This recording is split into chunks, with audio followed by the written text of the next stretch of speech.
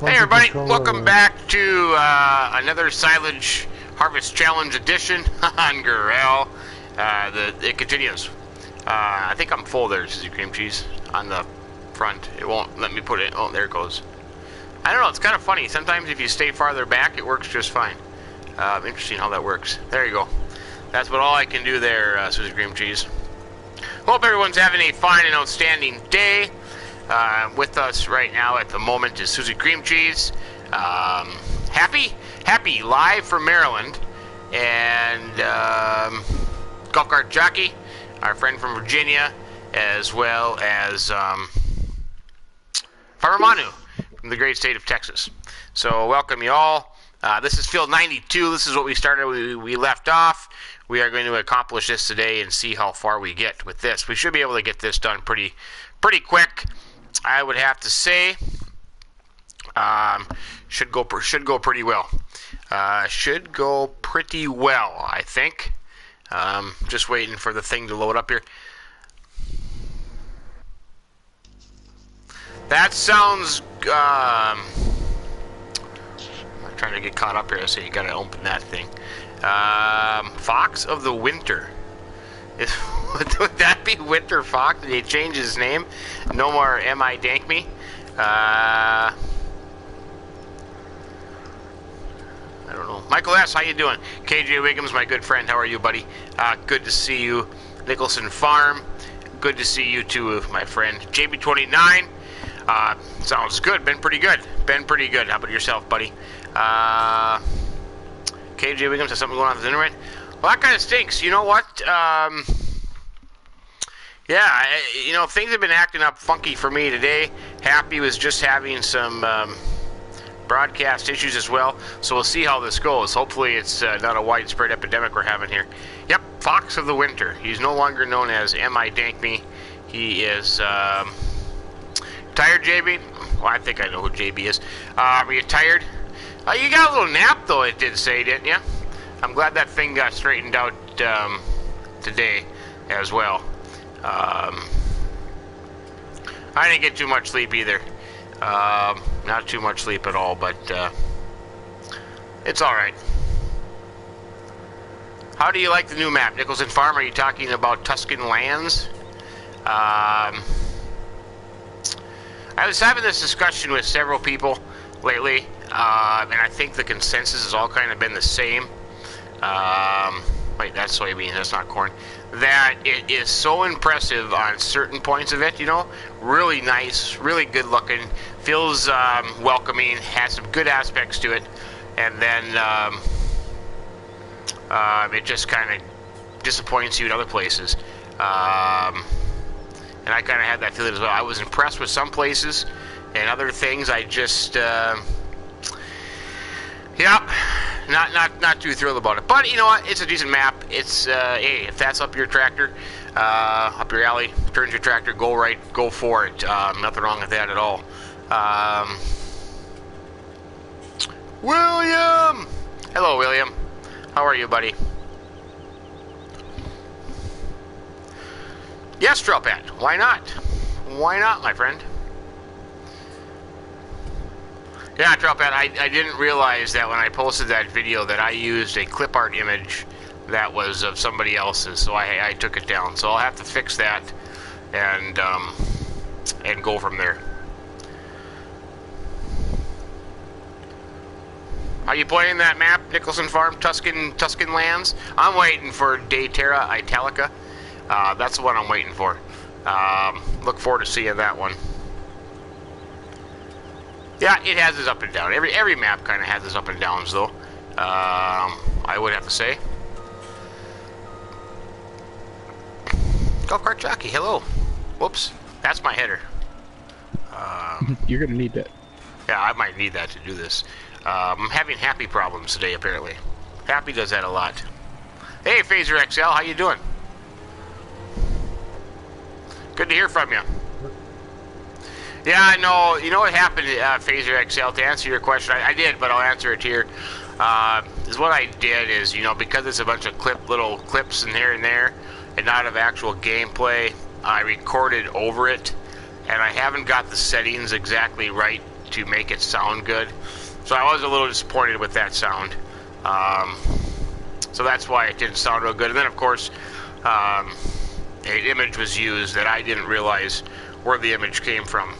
So I took it down. I'll have to fix that. But it is what it is. That's okay. So sorry about that. William, I am just outstanding. Absolutely outstanding. Well, Shamrock is going to be a ways away. That's going to be... Got back up a little bit, golf cart, I think. It won't let me put any more in. There you go. Right about there. Going to be a ways away yet, I think. I thought you were running the north side of the road.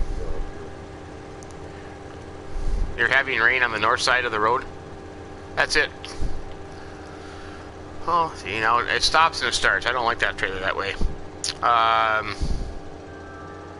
Oh, I'm good. I'm good. Not too shabby, Phaser. Well, I appreciate that anyways. Thank you very much. I have to fix it though and then put it back up there. So I did have to take it down. But well, no, Andrew, it wasn't. But it wasn't trademarked, but I'm still not going to use somebody else's image. I mean, that wouldn't be right. And I didn't realize that. I had no idea. So that's why. And thank you for pointing that out to me, Andrew. You're the one that did that, and I appreciate that very much. If I would have known that, I would have never have used that. What I did is I just went to a clip art and just chose that one without even realizing that it was somebody's logo image. So.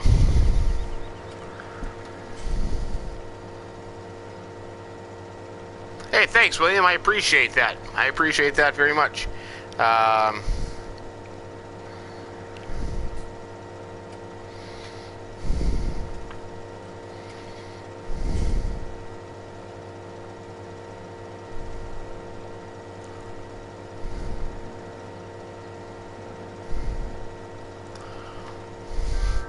Yeah, I kind of destroyed the soybean field there a little bit too. I thought you were doing the north side of the field, Farmer Minn. I just kept going around in the circle. Is what I did. KJ Wiggums, with the problems I've been having, I took a break from FS. I've been running Ghost Recon Wildlands. I never played Ghost Recon. I don't think. I played one game a long time ago, probably on the PS2 or PS1 or PS0, whatever it was. Had a character in there named Snake. Does anybody know what that is? Metal Gear Solid? That's what it is. Is that? Yes. Thank you, go-kart jockey. Yeah. That's what it was. That's kind of the last game other than in Grand Theft Auto that I played. I think it's, yeah, character's name was Snake.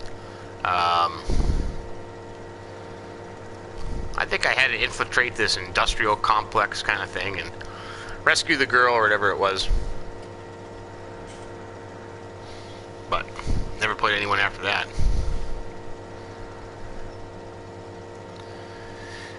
Where you at, Susie Cream Cheese? I'm coming back now. It's been empty in the side or Okay, north side or south side? what? Never mind. Hey, hello, Larry. How are you, buddy?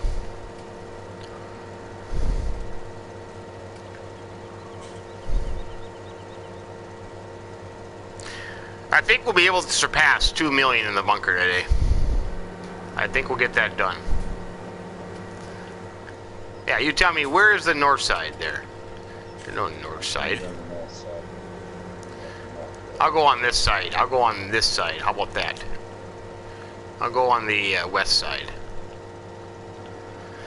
Well, on the curve here it's the west side, but on its lower part it's the north side. Okay, not too bad, Larry. I'm not doing too shabby at all. Really having a good time here on Gorale, except I don't have anything to chap into. What's your problem? Yeah, come in now. Oh, okay. Good. I will anxiously await your arrival. Smash into the back. Oh boy, buckets. The British drive fast, don't they?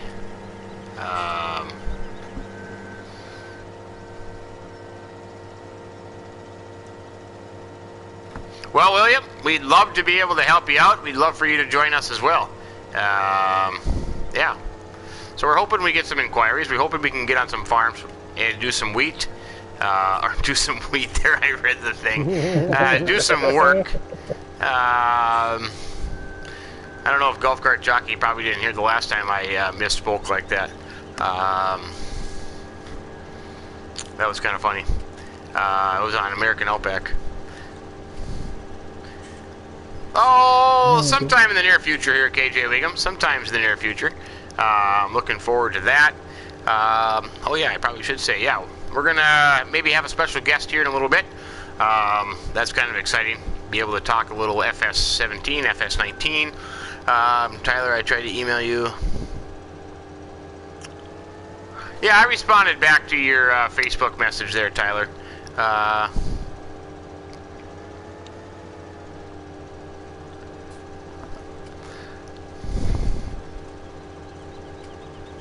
There we go, buddy. Okay, it'll pause here for a second. Sorry about that.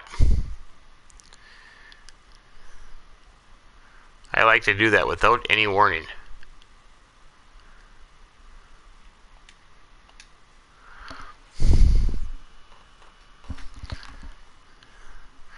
Currently closed for station identification.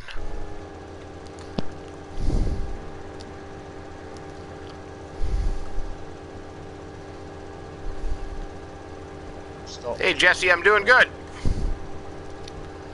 Oh, I can't drive straight.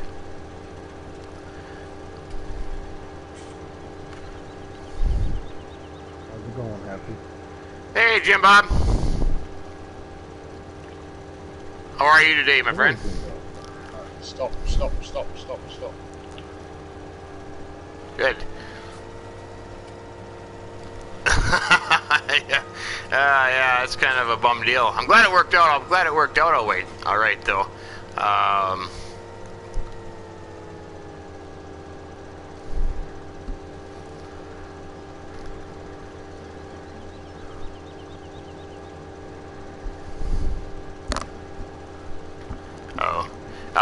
People watching saying they can't hear you. Your settings still maybe changed. Can't hear you.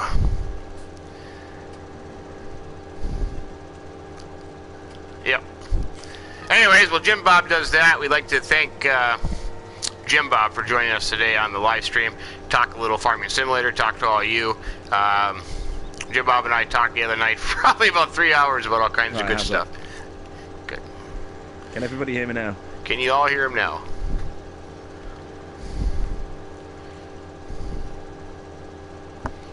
Delayed responses. Not everybody at once. Apparently so. KJ Wiggum says, there he is, the king of the big bud. So KJ Wiggums can hear you. Yep, Brent Mac on. Yep, they all can hear you good. Yeah, I turned the setting off and I forgot to set everything on again, so that's my bad. Sorry about that, guys. No, it's all good. It's all good. Oh, sorry. So how's it? Did you get some sleep? Did you get some rest today after your? Yeah. Yeah. After we were chatting last night, I ended up, saying, well, I think it was about 5-6 o'clock in the morning here in the UK when I decided to call it a day, and I ended up being up for another couple of hours, and I finally kind of nodded off around about sort of 7-ish this morning my time. So if you're Central Time, that would have been about 1 a.m. your time. And I kind of dozed off, and then an hour and a half later kind of woke up to my laptop just going mental with notifications pinging like crazy, and so I had to deal with all that drama this morning, and in the end I just I kind of muddled through that, but I was awake and all morning and on an hour and a half of sleep and not enough rest at all, so I ended up getting a few hours, and then I probably slept for about 6 hours this afternoon before I messaged you about an hour ago. So yeah, I've had a little bit of rest. I'm all kind of a bit recharged and refreshed, ready to go. Awesome. What was it, like a simple misunderstanding? The guy was modder was kind of a little confused, or? Yeah, I mean, basically, for those of you that don't know what happened, I did a little video on the Challenger 1050, yeah, the Fent 1050 update mod for the mod that we got as a Challenger, if you want to, and in the description I'd listed it as being authored by TechMod AS because on the English version of the Farm Sim Mod Hub website, that's who was listed as the author of the mod. Now it turns out that that's actually incorrect. It's actually Aaron Modding. But of course, you know, I was going by the information that Giants had put out there, and I'd only literally just mentioned it in the video description, and Aaron saw the video once it went live and was quite angry that someone else was being credited for his work. So I removed that from the video description, and you know, I thought that would be at the end of it, and then I woke up and you know, it was still an issue for Aaron, and you know, I started getting a lot of negative feedback on the video, a lot of negative feedback on Facebook, because you know, of a simple misunderstanding. But we managed to resolve it, and we kind of undid most of the damage that got done. And I say it's all sorted now, and Aaron and I have become friends out the other side of it. So it's all down to a Giants typo, basically. Nothing to do with any malice or, you know, ill intent to anybody, but a simple typo from Giants, you know, kicked off and ended up being quite a major thing. Yeah. So, Well, yeah, in the that's all end, resolved now. it all worked out, and everybody's happy. You know, because I believe wholeheartedly in giving credit where credit is due. So if you know, Oh but yeah, it's, same here, same here. But it's not, you know, we got to go by kind of what Mod or Giants has listed as the author. I mean, that's so nothing intentional there.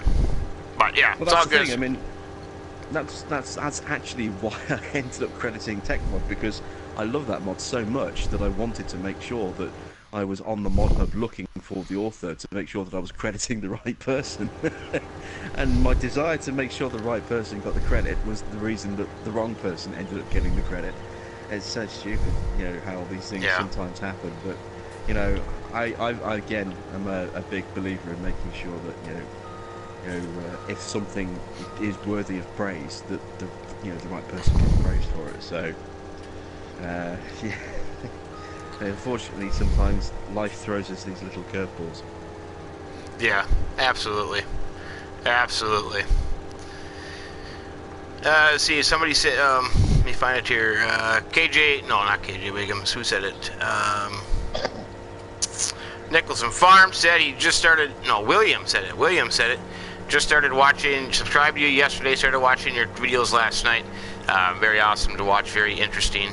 And Nicholson Farm said he just subscribed. So, yeah, go there. Absolutely, the one of the best PS4 players on YouTube for sure. Let's see what else. I think you got a trail pad voice going on. Oh, now, yeah, Susie Cream Cheese is gonna go crazy now. Susie Cream Cheese, our other England resident here from Manchester, matter of fact, thinks that Trailpat has a sexy voice, but that's okay. Right then, stop there.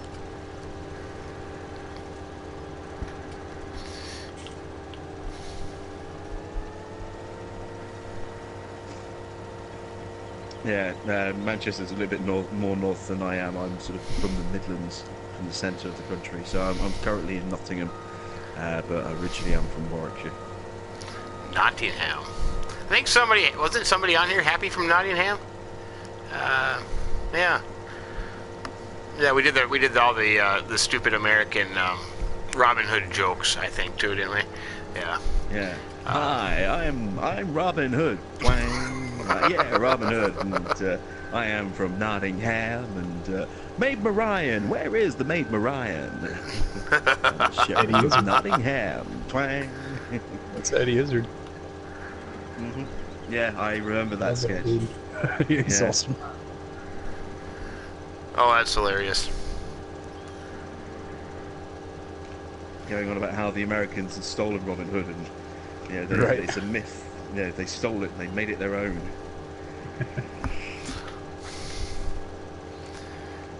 It's quite yeah.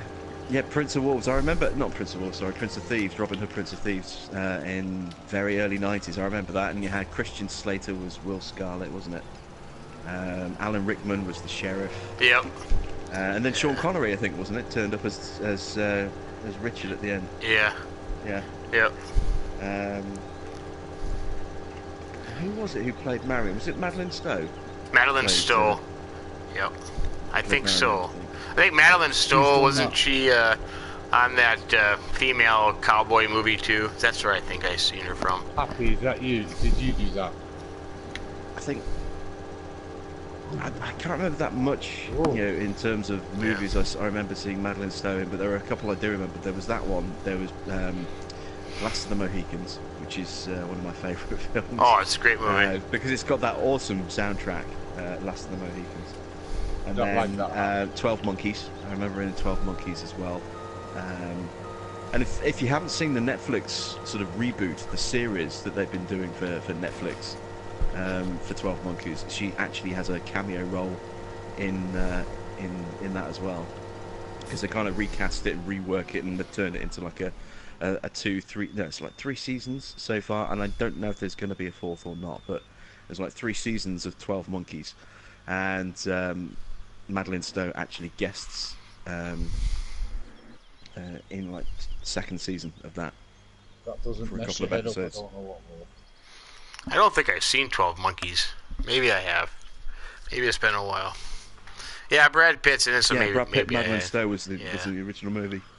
As I say, it's now a rebooted series on Netflix, and it's in its like 3rd season. Who's been drinking? Happy? Well, that's you, Happy. You. What'd you do? Oh Oh, yeah, you do, don't you? You got my truck in the ditch? this never fails when you farm with Happy Jim Bob. Sorry, Susie. I don't know how he does it, but he manages to, Find every pothole. in the road. yeah, he puts everything in the ditch. Happy, what do you, Happy?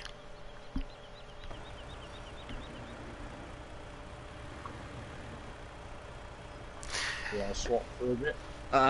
Yes. that is pretty stuck. Yeah, he found himself a hole here. Hey, Farmer Miller, Chad, how you doing, buddy? Yes, Trail Pat, that would be a next infomercial pick right there. And we are filled with moments of Happy's driving. Yep. Have you got grain in the back of that? Might be worth just doing a Oh reset my then. gosh, Happy. Or I'll tell you what. No, if someone wants to move the Bergman out of the way and then just drive along the verge at speed and hit the rear right tyre, and that should spin him round a little bit, and then hopefully he'll be able to then get some traction because he's wobbled and kind of straddling, so Yeah, he you can't can get even- the purchase with his drive wheels. So yeah, if you move the trailer out of the way and then just drive at the right rear tyre on that grass verge, that might be enough to actually get those wheels to purchase. Well, that works. Yeah, that works. Just give me a little push. Oh, for heaven's While I'm sakes. going in reverse. Yes, KJ Wiggins, I think that has a lot to do with Maryland driving there. Happy goes to Maryland today, buys a new PlayStation, and thinks he's Dale Earnhardt Jr. or something. I don't know. Rusty wants to know if you're just trying to impress Jim Bob with your ultimate driving ability. Just came out of nowhere. It's working. Reminds me of there's for you guys in America. There's a UK comedian, doesn't really do much anymore. I think he's still alive. Jasper Carrot was huge in the sort of 70s and 80s. Even had a a single What's in the going UK on, top It's just, in I would have. the top 20, where he had an interesting sort of take on Magic Roundabout, and that was the B side, and the actual song that was on the A side of the record was called Funky Moped, which was a very weird little folk song, and it got banned because of Magic Roundabout. But he has this hobby which he works into his act, where he likes to collect car insurance claim form statements, because inevitably you're going to get some really, really hilarious ones, like coming home I drove into the wrong house and collided with a tree I haven't got. The accident was caused by me waving to the bloke I hit last week. And I saw a slow-moving, sad-faced old gentleman as he bounced off the bonnet of my car.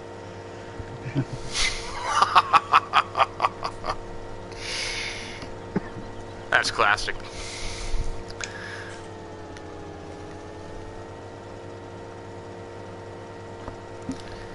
Will this not hook up to the other trailer?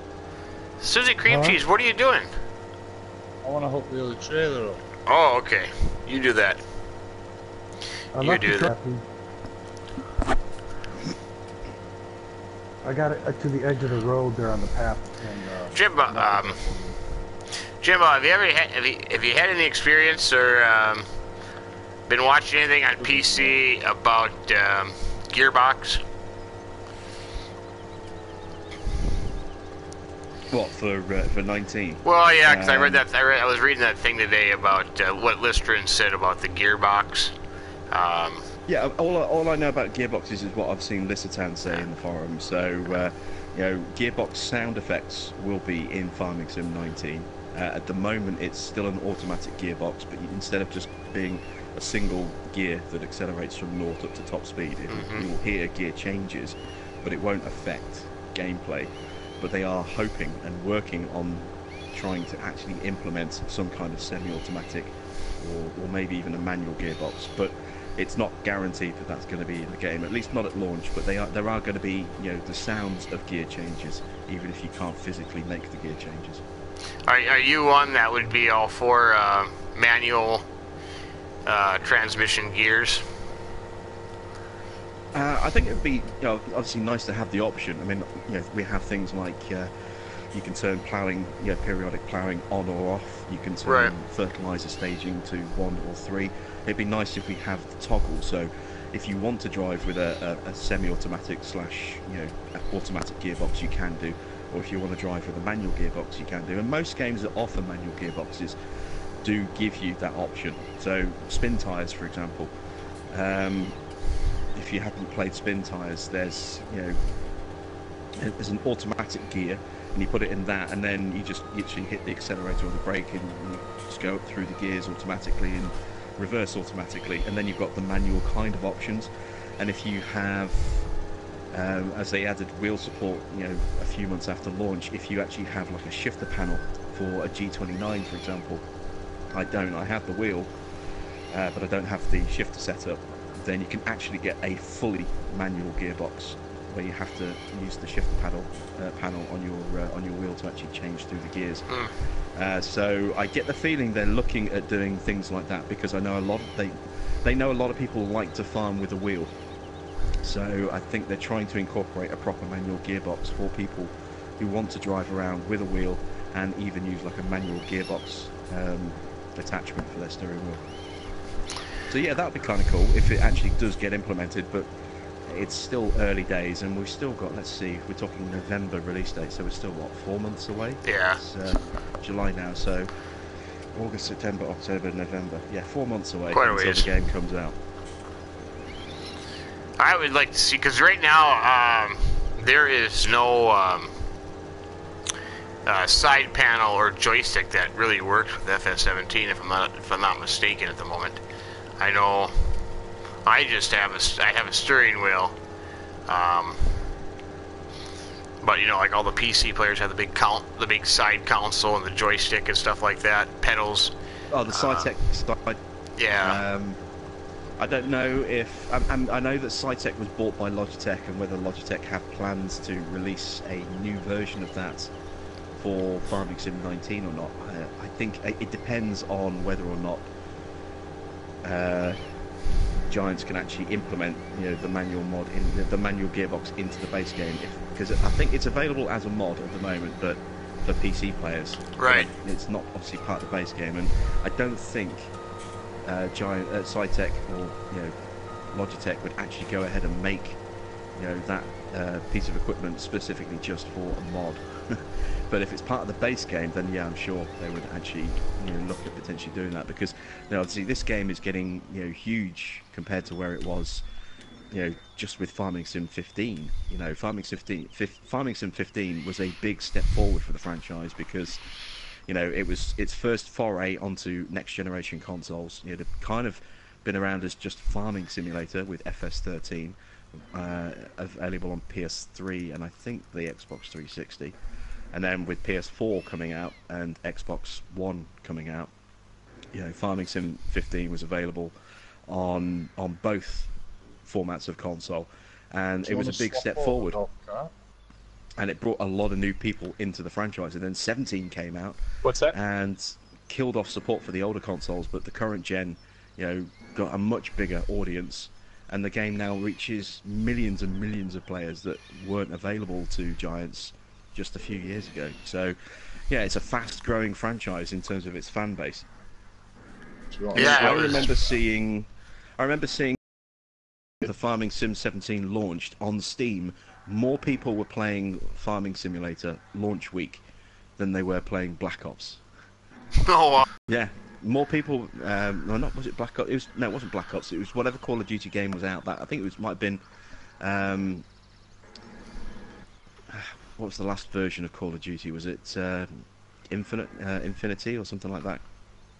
Future War or something like that.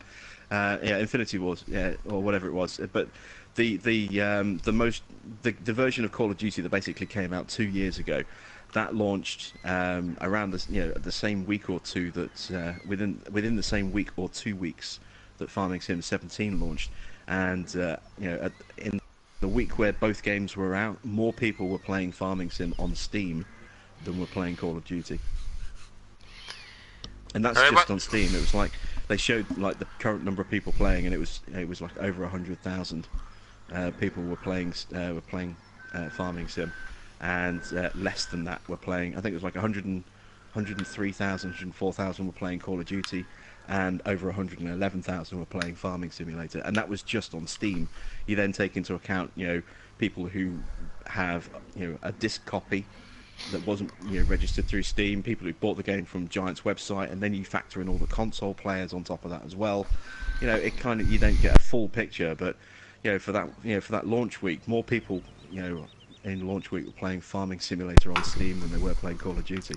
So it has a big audience. Mm-hmm. 4. Why do you have 4 copies?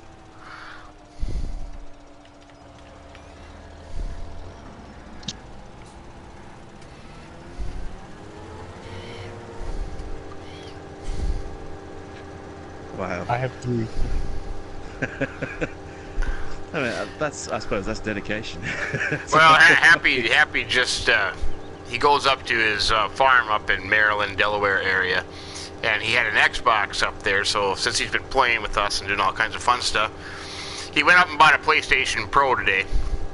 So, and then he said he had a problem. You log into your PlayStation account on the new console, and he had to go back and buy all the DLCs over again. So he is one dedicated guy. Well, yeah. If you create a separate profile, then yeah, you'll do that. I mean, if you've got 2 PlayStations, then you can register the same accounts on both systems.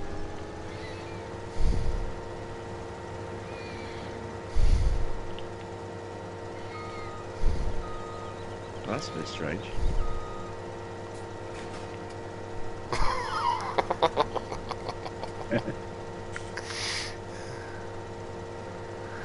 Yeah, you must have made a mistake somewhere in the process, because if you've got I've got 2 PlayStations. I've got a PlayStation, my original PS4, which is boxed up in a cupboard, and I've got my PS4 Pro, which is what's hooked up. And when I bought my Pro, I just transferred all my game data onto a portable hard drive, and then just plug that in, and all my games are mounted on an external hard drive.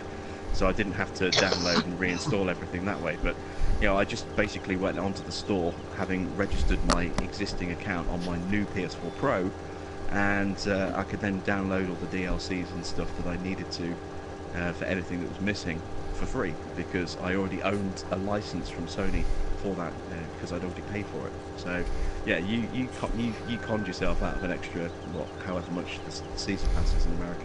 What is it, $40? It was still $40? It won't. Yeah, but it will be on. It's one of those things that pops up on sale a lot. It actually pops up. Farmington pops up on sale here in the UK every sort of 3 months or so. Either the season pass or the premium edition of the game will pop up on sale. But if there's another DLC that's released for FS17, the season pass covers that. Is that correct? Yeah. In theory, not a complete guarantee, because season passes usually have a cut-off point. We've actually been really, really lucky with the amount of content with this one. I honestly didn't think. Year two. Well, it's not so much in terms of the years. It's more about the amount of content that you get. So, generally, a season pass will give you access to a higher individual value of content for a lower token price. So I'm going to hold up Destiny here as an example of a really shit season pass. I fucking hate Destiny.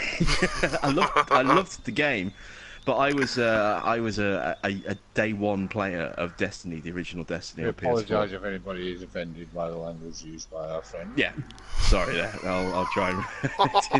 I can't help it when I think of my experiences with Destiny. It just brings out the worst in me.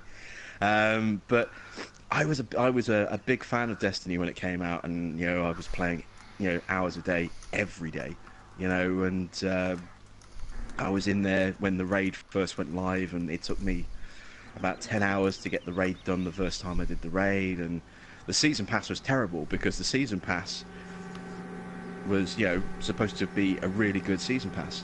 All previous season passes we'd seen for other games were really good, except it was terrible for Destiny. We got a full price AAA price game, which was then stripped right to its bare assets for the actual game itself.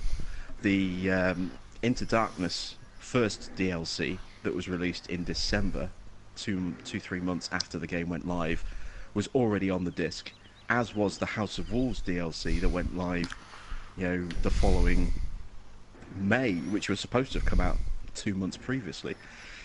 So the year one DLC was weak. It was very small. It wasn't what was promised, and it was already in the base game.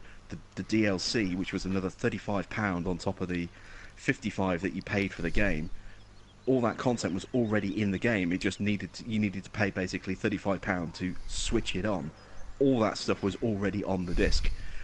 So that was a really, really horrible, messed up situation that was partly out of Bungie's control. It was partly down to Activision. Activision are cash-grabbing, soulless company. They really don't care. They will fleece their customers out of as much money as they possibly can. They really don't care about their players, Activision at all. They're fast becoming the new EA, and they love microtransactions.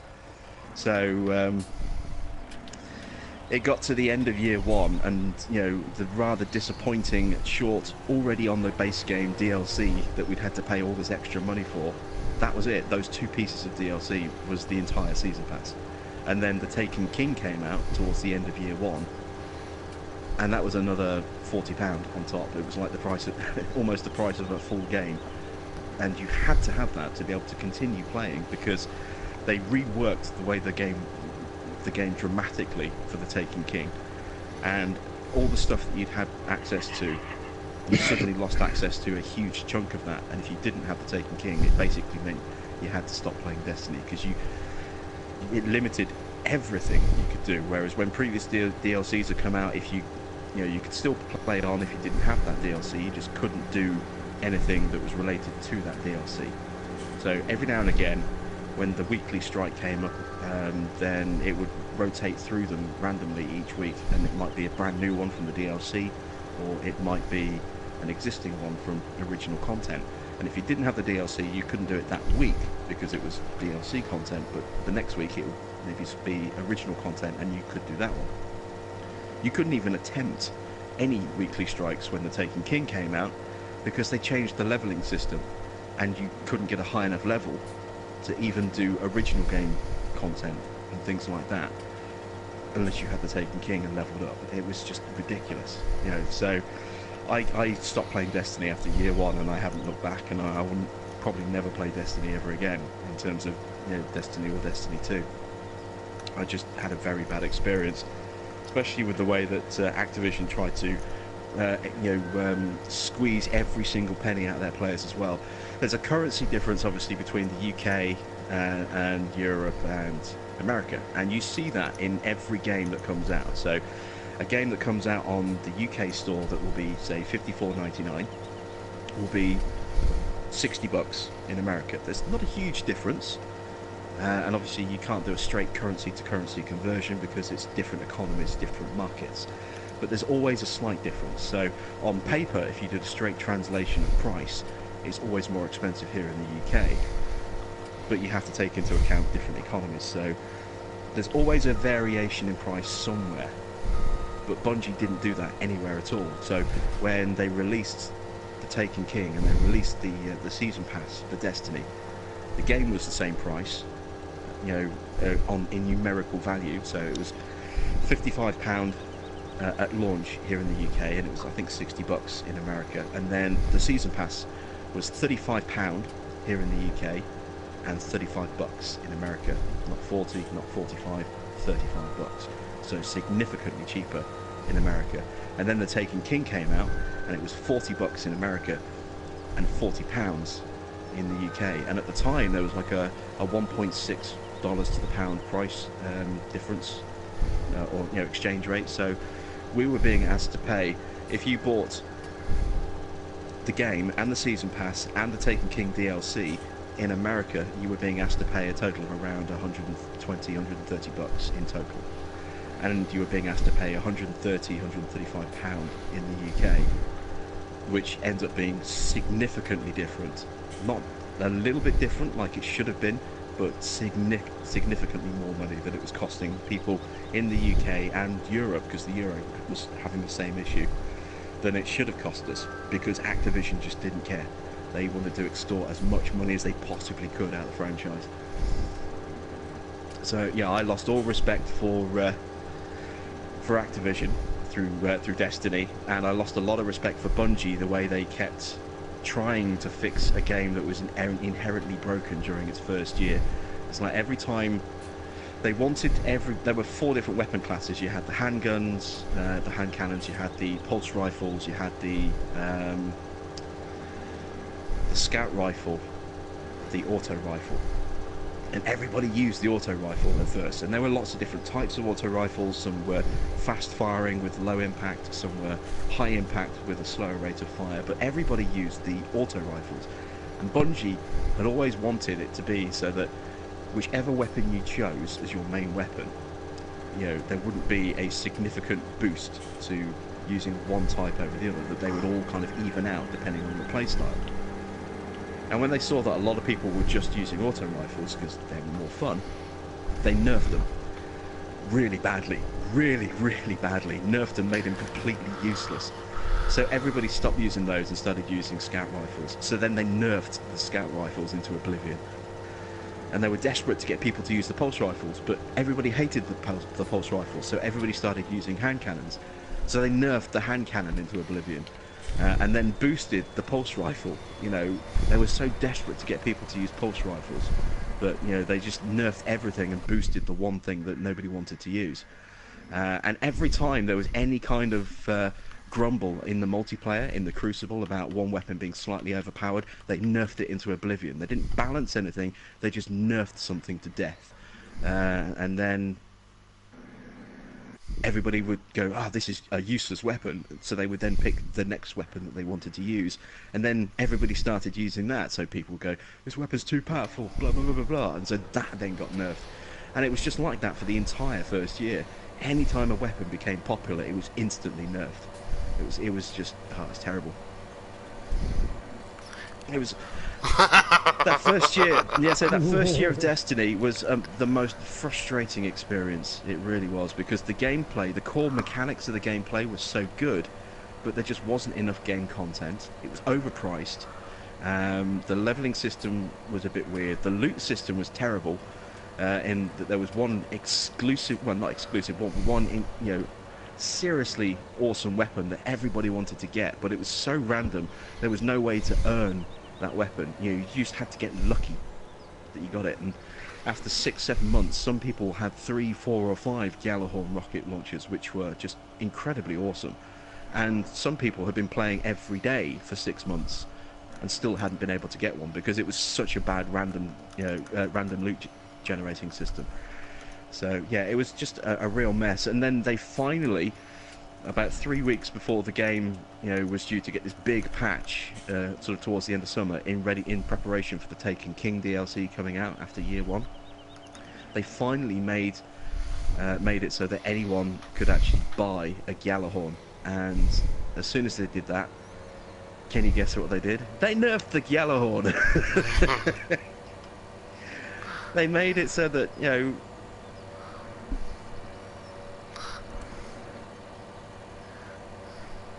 Nerfed? yeah, Must be they just destroyed it. They made it. They really reduced its power. The weapon from the first raid, the Mythoclast, was incredibly powerful, and people who'd managed to conquer the raid, which was hard, and again because of the random loot system, you could complete the raid, but there was never a guarantee you were going to get the Mythoclast. People who had the original version of the Mythoclast were absolutely shredding people in like 1 or 2 shots in the Crucible because it was an incredibly powerful weapon. And Bungie didn't care because they felt that there needed to be a strong reward for a difficult raid, which wasn't even a guarantee of actually getting that weapon when you finished it. Until lots of people started figuring out how to complete the raid, and all of a sudden a lot more people started getting Mythoclasts, and then they went in and hit it with the Nerf gun and made it a lot worse than it was, and made it a shadow of the weapon that it actually could and should have been. And people stopped using the Mythoclast, which stopped people from doing the raid. It's like, why bother working all this time to get this awesome weapon, which is just an average weapon now? And they would do all sorts of things like that. There were so many bugs with the raid, with the Vault of Glass, the first raid. So many bugs, and every time, there was a big bug that could completely destroy your raid, you had to start all over again from scratch. Potentially, if you were going for like a trophy run. So rather than fix that, players were trying to find, players were also finding exploits to try and shortcut their way through certain parts of that, and they were spent more time just trying to shut down those exploits than they did actually fixing what was broken. So at the end of the day, 6 months after the vault was open and for that first raid, people were no longer able to do certain exploits that they'd found to try and speed their way through the vault, but they were still they were still suffering those game day bugs that had been there since day 1. It was just, and it was like that all the way through. Yeah, with when they did the second raid, which was included in the first DLC, the Crota's End raid. That raid was written specifically that you needed to have 6 players. They tried to make sure, because people were going through the vault to be a 6-man raid, that you needed 6 players to do it, and people were going through with teams of 4 and 5 and not using a full team of 6. And I even saw a 2-man raid on YouTube. 2 men complete the Vault of Glass on their own, and of course Bungie didn't like that, so they wrote and changed parts of the Crota's End raid when that came out to try and stop people from doing that. And it was supposed to be a raid where you needed 6 people, you could solo Crota's End. That's how badly it was, and how flawed it was written. You could actually go through a 6-man raid on your own and complete it. I did it. I wasn't the first person to do it, but I did it. I managed to solo the raid.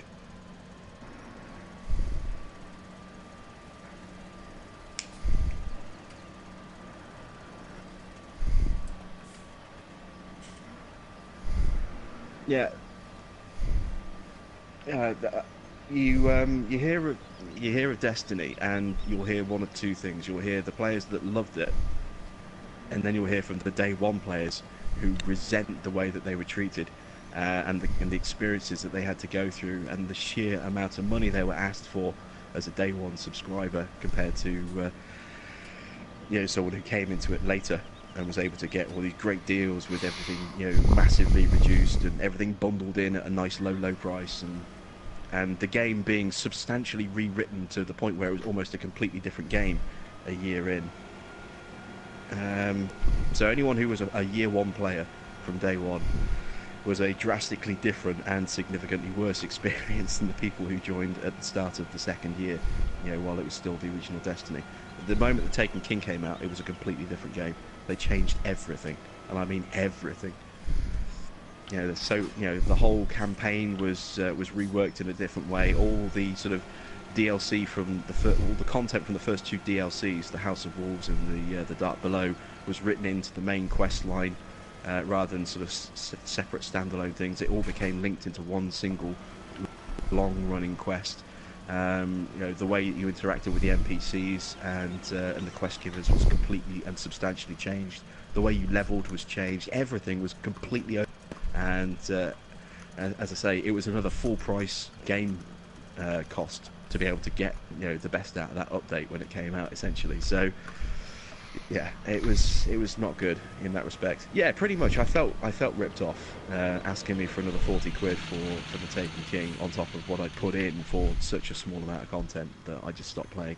And Destiny lost a lot of players in that first year, and then they started to win them back with the Taken King and the way that they changed the game. And I think also suffered some really big problems in its first year, but it was a much better game overall than Destiny 1 was. But as I say, the first Destiny for the first year was actually, when you sit down and analyse it, was a pretty bad game, just with some really good actual gameplay in it. It was just one of those weird paradoxes. If anybody wants to know about Contra on the Nintendo, I'm your man. I could tell you about that. That's the last game I can remember playing. Contra. You ever played Contra? Happy? Maybe you're not old enough. Up, down, left, right, B, A, B, A, B. My sister and I played that all the time. A couple questions for you, Jim Bob. Alex the Savage, who is that? Well, that would be Jim Bob from Jim Bob Plays Games. Awesome. Go check out his channel, most definitely. And Chad Miller wants me to ask you about your FML moment on Mustang Valley doing a contract. Oh, I'm assuming maybe he's meaning blank my life thing. Yeah. That might be when I ran out of fuel. Yeah. Is that what you're talking about, Chad? I'm assuming it is, because he said he laughed and watched it many, many times. Okay, so early on when I was doing Big Bud Farm, I was doing a lot of the contracting stuff off camera because it just took a long time. But I decided to take on a contract at the end, I think episode 6, I think I said, right, and at the end of this, I'm going to start working on a contract off camera because it's going to take hours to do, and I'm going to harvest field 4, which was 104 hectares, as a contract. So I did that, and about 6 hours into the job, because it was like it took 7.5 hours to harvest that field. About 6 hours in, I noticed my fuel gauge was dangerously low, and I actually physically ran out of fuel in my CR1090 while I was in the middle of a contract, and I didn't have a fuel trailer on my farm, let alone one parked up at the edge of the field. So I had to bounce around from location to location in the 10-second countdown that you get from moving away from a combine. I had to teleport to the store and try and make sure I could get into the store and buy what I needed before that 10 seconds ran out and I cancelled the contract.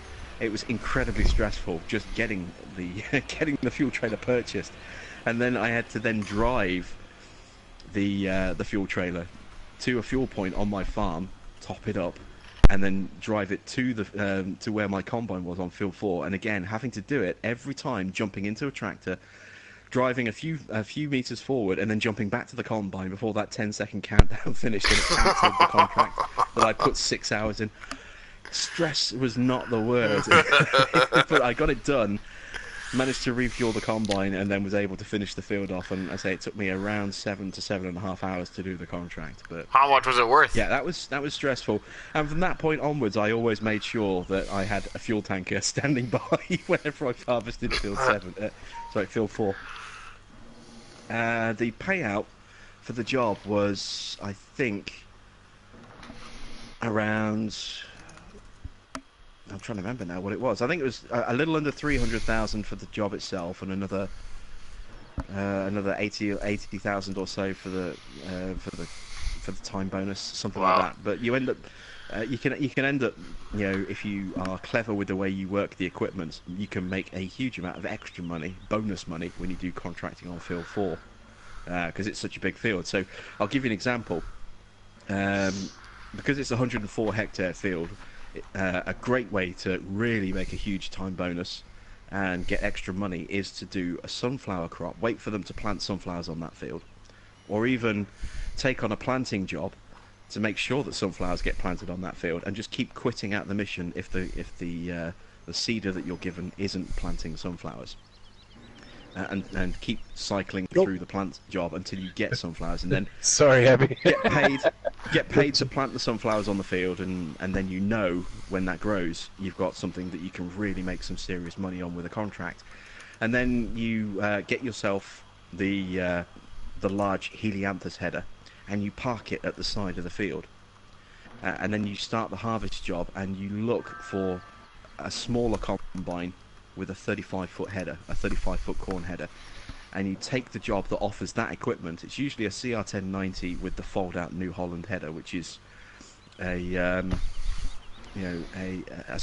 smaller of the two large, corn headers.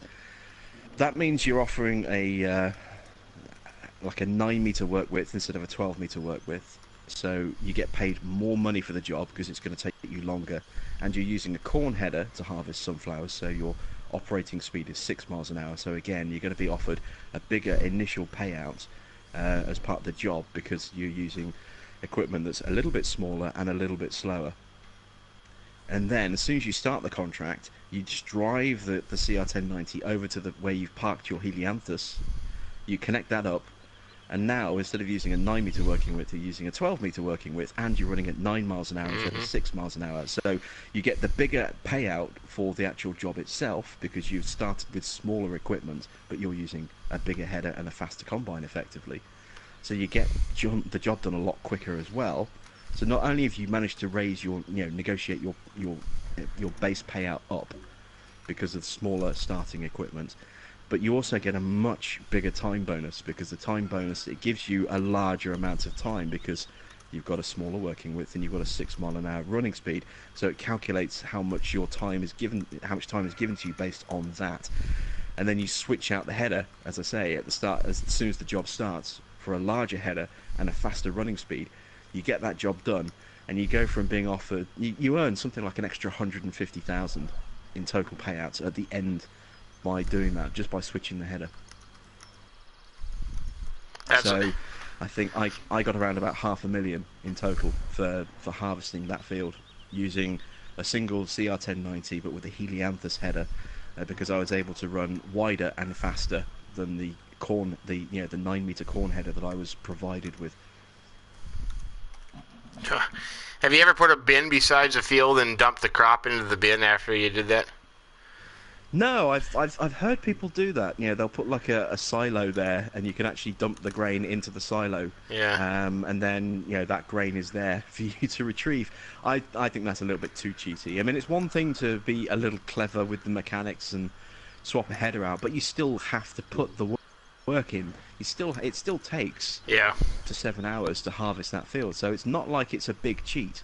It's not like you're conning the system out of a ton of money and doing nothing for it. You still have to do up to 7 hours worth of harvesting to complete that contract. But to kind of lift 1 million litres of grain out of that as well, that's too much in my opinion.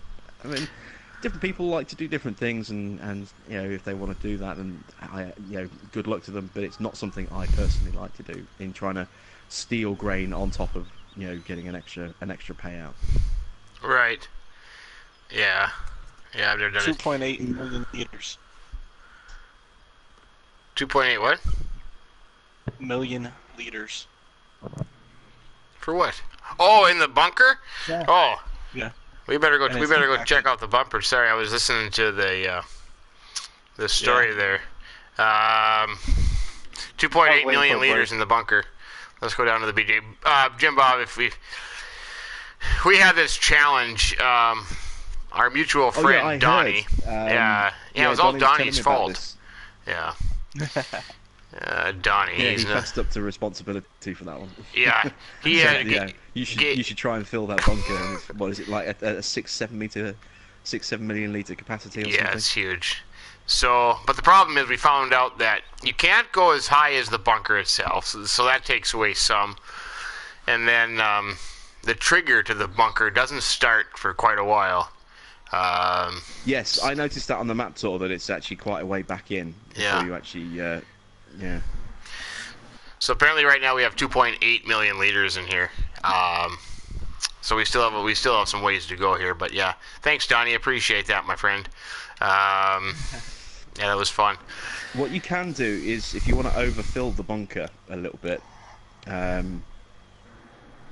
the standard kind of long, thin bunkers that you get in most BGA plants. I think there's actually a couple in this one, aren't there? Of the standard kind of there's two of BGA bunkers.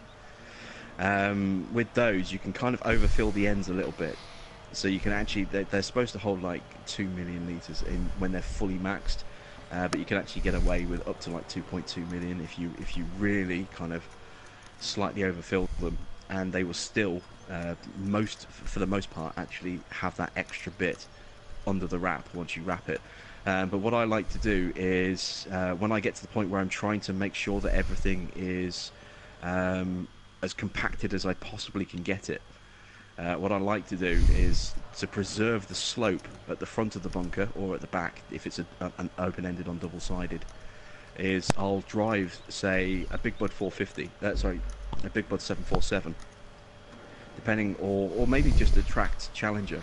I like to use, on the really narrow bunkers, I like to use the smaller tracked Challenger because it spins on the spot and it's still got a fair bit of weight to it, so you can just sit it on cruise control at like 10 miles an hour and just literally spin on the spot and condense the thing down. You don't have to go up and down in a straight line and constantly back and forth and back and forth. You just spin on the spot. And you can't do that with normal tractors because they'll turn, and their turning circle isn't sharp enough, and they'll go off the side of the bunker and get wedged or just crash. But We don't have that problem on this one. yeah, no, you don't on this one. What you can do, what I would suggest is that when you're ready to actually start compacting and make sure it's all squashed, put a 747 up there first, because that's the best tool for compacting a lot of silage because it's so heavy. That compacts more faster than anything else. Get a 747 up there just to to drive around up there and leave it up there, and then just really push those barriers or those edges to really try and squash as much forward as you possibly can and get it as part of the bunker. And then just to tidy up where you've got damaged edges and the damaged slope, to kind of refill that bit and get that height back again, use a conveyor belt and just manually control silage or chaff going onto those bits where it's a little bit low, and then once it's all done and you've kind of rebuilt that face a bit and you've made able to squeeze that little bit of extra chaff into the bunker, then blanket it once it's compacted, and then drive the 747 off, because then you're not damaging the bunker. Well, we're at 99% compacted. 99%? Yeah, but you think we still have ways to go, though? Probably. Well, where I'm standing is the line. Where you're standing? Yep. You know, when those guys were dumping past the line, though, it wasn't. It was still chaff. You know what I mean? It wasn't. Yeah, it turning was. to It grass still on the will be. bottom. That says it's corn. The second it goes, the second it goes through the, yeah, if it's grass, then it would, and you try and dump it into the bunker. If it's not in the bunker, then it will just dump on the ground as grass. But the second it goes through a forage harvester, it's automatically chaff. So, you know, it can be just loose in front of the bunker, and it might look like it's part of the bunker, but it's It not just wouldn't be actually in blanketed. the bunker, so it wouldn't be blanketed. It wouldn't be included, and then you'd have to clear that away again when you're ready to actually, you know, start work on the next bunker, or just to gain access to it, because if you had any loose chaff around, it can cause merry hell trying to actually pick up the silage out of the bunker if there's chaff in the way. Good job, Yeah, golf we gotta- cart jockey. Golf cart jockey has done it. What Like I would shake his suggest as well, trying to empty that particular bunker, because it's so big, it's going to take you guys an eternity if you're That's okay. doing it manually. But if there's a lot of you, that's fine. But if there's only one person trying to empty that bunker on their own, I would suggest rigging up a conveyor belt system. That's what I did. I'll take that on challenge. Mustang. On Mustang Valley, I had 4 completely full bunkers. So I had about just around, you know, just a little under 10 million litres of chaff that fermented into silage. And I shifted the entire lot as close to a single run without any breaks as possible. So I dumped millions and millions and millions of litres all at one single price by having a conveyor belt system set up, where it was pulling through the walls and running along the conveyors and going into the tipper, and then I was using a wheel loader with either a bucket or a silage leveler, you know, one of the Holaris blades, to then reposition the remaining silage in the bunkers in front of the conveyors to make sure that they constantly had something to feed from. And I had multiple pickup points as well, so if one suddenly ran dry, it was still picking silage up from somewhere else, so that and feeding it onto the belt system, so that, you know, it kept a continuous stream. It didn't break, and it didn't drastically suddenly drop the price of the silage, because you'd have that break and you've sold a whole ton of stuff and crashed the market. I wonder if we turn time up to 5 or 10. I wonder if that digester would keep up if we had 2 conveyors or 3 conveyors going into it. Yes, it will. If you run it at real time, then the shredder will fill up faster than a single conveyor belt can keep shifting. So you'll reach a point where it'll get to 50,000, and then the belt will start to stop start, and it'll keep tipping. And you might see individual little breaks in prices coming up, but it isn't actually breaking the price. It's just because the belt is stopping, because it's reached 50,000 litres in the shredder, and it has to let a little bit get processed before it can dump a little bit back in. But it's still effectively one continuous stream, so it won't break the price, but it will be very slow process. Now, with a single belt, if you turn times to ×5, then it processes through the shredder faster than the conveyor can actually pump in. So you can have a continuous run, and the shredder will still go down and down and down and down until the shredder runs empty, and then the belt is constantly running smooth, but you're eating through time, and the longer you run time, this is the problem. The longer, the more silage you have to shift, there's going to come a point where the market is going to just naturally start to fluctuate. The price is going to start to go down, and you want to try and shovel as much silage through at the best price as you can before that price starts to naturally drop. And should you, horror of horrors, get a break, then you're going to completely crash the market. So if you run 2 belts at ×5 and have 2 separate belts emptying into the bunker, it's still slightly faster processing through the shredder than the belts can provide, but it's nowhere near as much of a difference. So you can process 2 full belts worth at ×5 without any issues. Cool. Yeah, because I actually did that in my final silage run. I actually ended up having 2 belt feed-ins, and ran at ×5. But again, the longer you run at ×5, the faster you get to the point where the market just naturally starts to decrease. Yeah. What if you exited out of the game and came back into it? Sometimes the price resets to where maybe it originally was. It does that if you have a break in the price or a break in the feed. So if you are selling a couple of 100,000 liters or something in a continuous tip and then it stops, the price dramatically drops because you've just flooded the market with a particular product. Yeah. So the demand for it goes way down and the price collapses.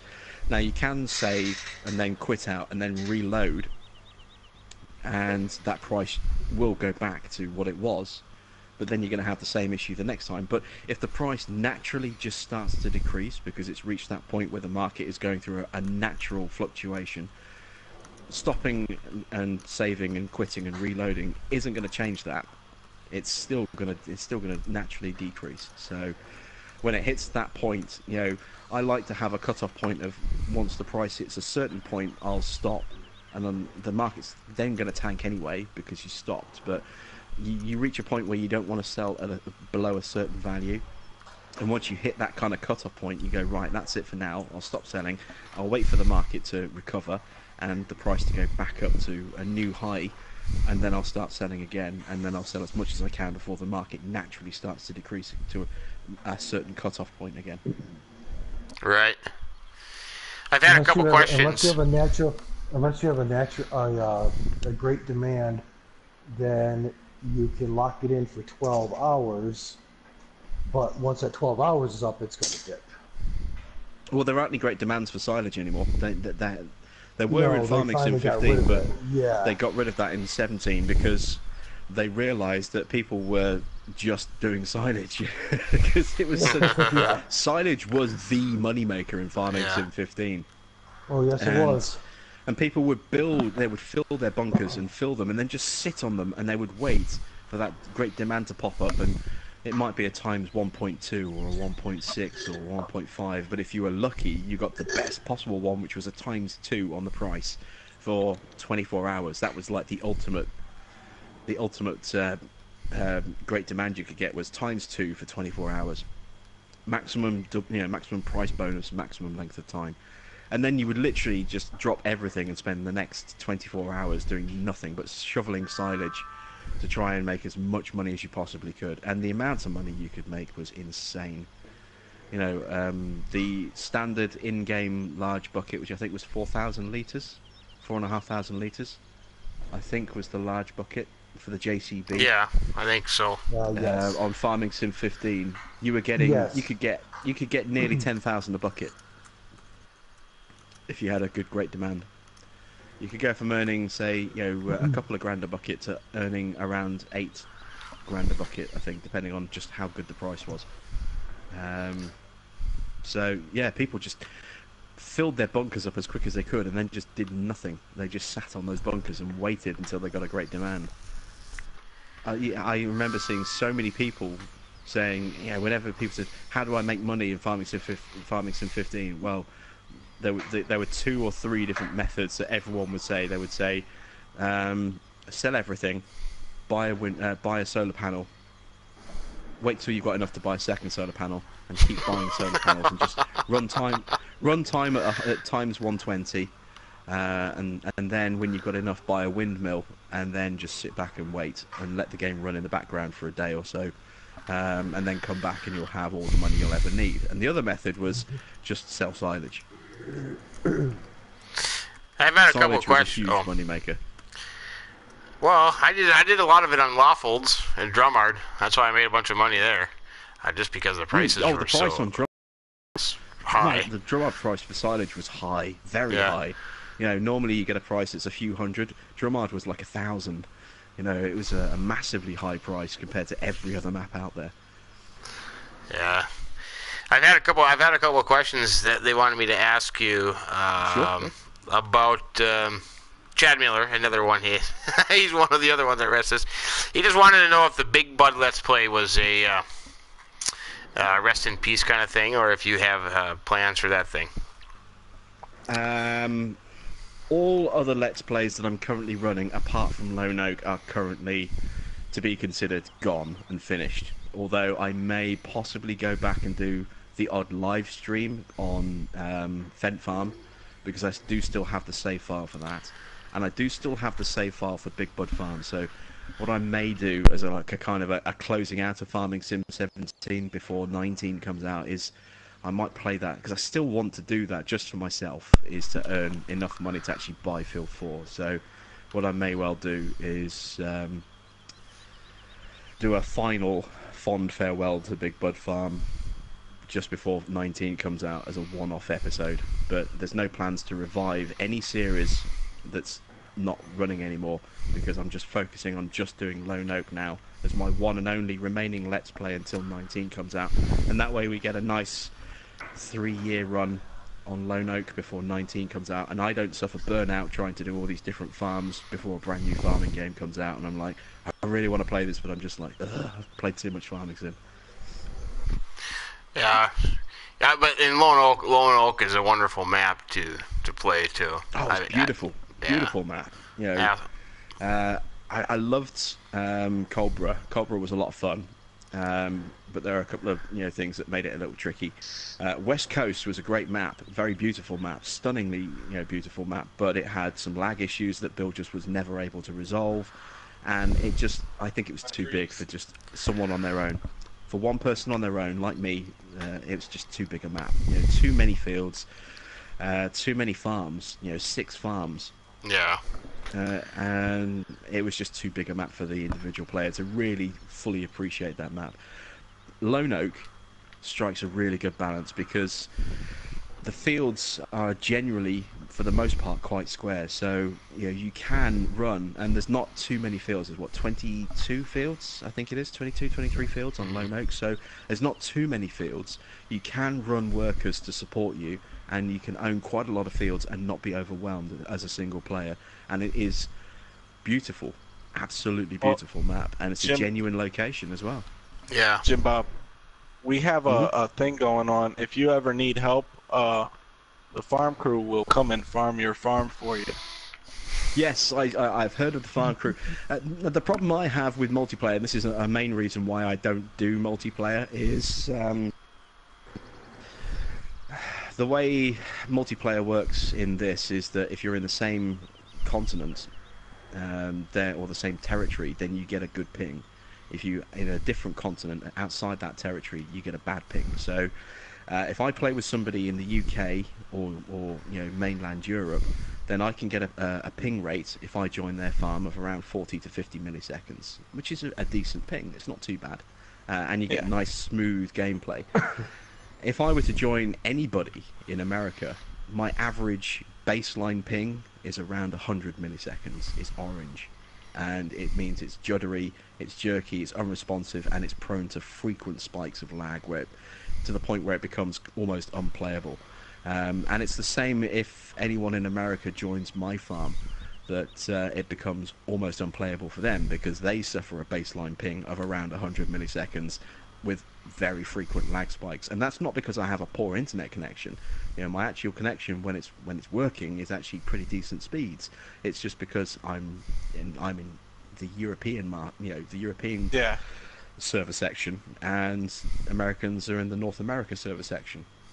So it just becomes unplayable far too quickly, and the more people you add in, the worse the connection gets for everybody who's joining. So I could host my map, and everybody who joined would get a bad ping to start with, and the more people that joined in would make the ping worse and worse and worse, to the point where people literally wouldn't be able to move because their tractors would be frozen, because the ping would be spiking so badly that it makes it impossible for them to actually do anything. This is why I don't do multiplayer things on my farm very often, because most of the people I chat with and talk to about Farming Sim, unfortunately, are in America. America actually makes up the largest part of my audience. Oh, that's cool. We've had issues. I mean, we've had a lot of issues. I jumped on to Donny's farm with Farmer Minn at the beginning of the week, and I was getting a baseline ping of around 100 milliseconds with frequent spikes where my tractor just stopped moving and then suddenly kangarooed forward a bit, and You know, anytime you get any kind of lag hiccup like that, the slightest touch of the steering without realising means that when the tractor suddenly is moving again, you could be way off in the distance on a completely different direction. And if you're seeding with a direct drill, you could have just ripped through an opposing field without even knowing about it until it's too late. You've just either wiped out a crop or replaced what was seeded with something completely different. So it's really frustrating, but I really hope that they sort that out for 19, because especially if they're pushing this whole new multiplayer farm system. Yeah, if they're pushing this whole new system of competitive, and I say that with inverted quotes, competitive multiplayer, where you've basically got completely independent farms that people can run on the same map. If they're going to do that, they need to fix the multiplayer system and just the way you connect to people, because it's just not good enough. Yeah. Now, were we talking the other night with Donnie when we were on his map about the comparison to Mud Runners? Because Mud Runners. Yeah, I was saying that. I was saying that on Mud Runner, if you play with someone and you've got a bad connection, it doesn't affect either of you. Now in this, whoever hosts gets a perfect connection every time. Yep. And whoever joins is the one that gets the lag. And that's why I always host. And it's the same for everybody. So if you're going to do multiplayer, you want to be the host. Because that way your gameplay experience is going to be fine, especially if you're recording for a TV, for like a Let's Play series. That's why the Farmer Minn hosts them. If with spin tires, it's different. So if you have a bad connection, then with somebody, you only have like a red connection or even an orange connection. It doesn't affect the gameplay, it just affects how that person appears on your screen. So you can move absolutely fine, no lag for yourself, and you will see their truck sort of juddering around a bit on the screen. It won't be driving smoothly, they'll be kangarooing a little bit. They can drive absolutely fine on their system, no problems for them, and the person that they're connected to will be bouncing around a bit on their screen. So gameplay is not affected, it's just the visual between the two. So I can have a really crap connection with Farmer Minn, playing Mud Still Runner. able to play the game good. I will have perfect gameplay, he will have perfect gameplay, but the visuals between the two of us will be jerky. But only the visuals. The gameplay itself for both of us will be fine. That's what Farming Simulator needs to do. They need to do something like that, because it's terrible. I just got used to the lag. Yeah, the way it is. I mean, the more you play it, the more you kind of get used to the lag. But again, if you're farming with somebody in the same territory, so if you're farming with somebody in North America and you're from North America, it's a good baseline starting point. And then you might get a few lag spikes here and there, but it's nothing compared to playing. Joining someone in, if you were to join someone in the UK or Germany or France, a mainland European country, your lag would be severely worse, and frequent lag spikes that make it pretty much unplayable. Okay. Farmer Minn, I need money. You need money? Don't we all? Money. Oh, okay. What are you buying, Happy? I need a harvester. All we have is $168,000 left, Happy. Oh wow! I think I can trade stuff in. Are we doing any more chat, or is that it? Well, no. We gotta fill it. We got it. Yeah, that was goal, but it's not going to get filled this year. Why? Look at all this grass out here sitting around. Got a bunch of grass sitting around? Yeah. Mine pretty much bare. Oh, okay. Oh, there's some. Okay. But I didn't cut that, so. I got sunflowers and sugar beets too. Okay, yeah, I'm combining soybeans. Have you done the nuggets on this map yet, Min? No. I haven't been on here single player. Do you know where the nuggets are? No, I have no idea. Oh, in the maze, yes, actually I do. Yeah, in the maze, yeah. If you want to pull up the map, I can show you or talk you to where the actual entry point to the maze is. I think it's the maze between is awesome. 3 and 8, isn't it? I been can't a see long the time. mini-map at the moment, so I can't say. It's been Oh. a long time since I've been on this map, but it's in the top left corner. There's a Yeah. point where you kind of go off and you see the map sort of angle in a bit in the left, and there's actually a maze in I there. put it up there, that's just hidden off the screen. Slight delay in the. So yeah, that kind of wedge that you've got on the left-hand side where it cuts across an angle, Yep. that's where the maze is, inside that area, hidden off the screen. I think it's been a long time since I've been on this map. The maze is cool, though. But yeah, the maze is cool, but it's not all of the nuggets are in there, but the vast majority of the nuggets are in the maze. And if you go when it's snowing, then the maze is covered in snow as well, which is kind of cool. Oh, really? I haven't seen that. We'll have to check that out. Yeah, I think the first time when this map came out, I looked at it. I think I walked in about 100 yards, and then I got lost. And then I said, "Oh, I gotta go." But yeah, maze is pretty cool. Yeah, you get snow on the floor, and you get snow on the maze walls as well. So it looks pretty awesome in winter if you've got snow on the map. Have you? Do you know exactly where the music is at night on this map? The music. Yes. If you go back to the main road near the dealership.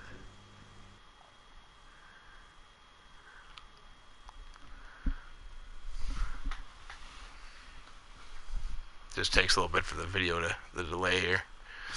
Yes, there's like I think a 20-30 second delay. Okay, so it's around here actually, where the camera is at the moment. You've just gone past it. It's around those buildings you've just gone past, but on the left-hand side of the road. So back a little bit from the dealership. Now you've turned the camera around. It's on the right-hand side. But if you go up the road a little bit, and you've got some like apartment blocks and stuff, Yep. and you should see there's a small little building. All right, there, like the a shop, little shed or something. The Sklep. A bit north. It's a bit north of the shop.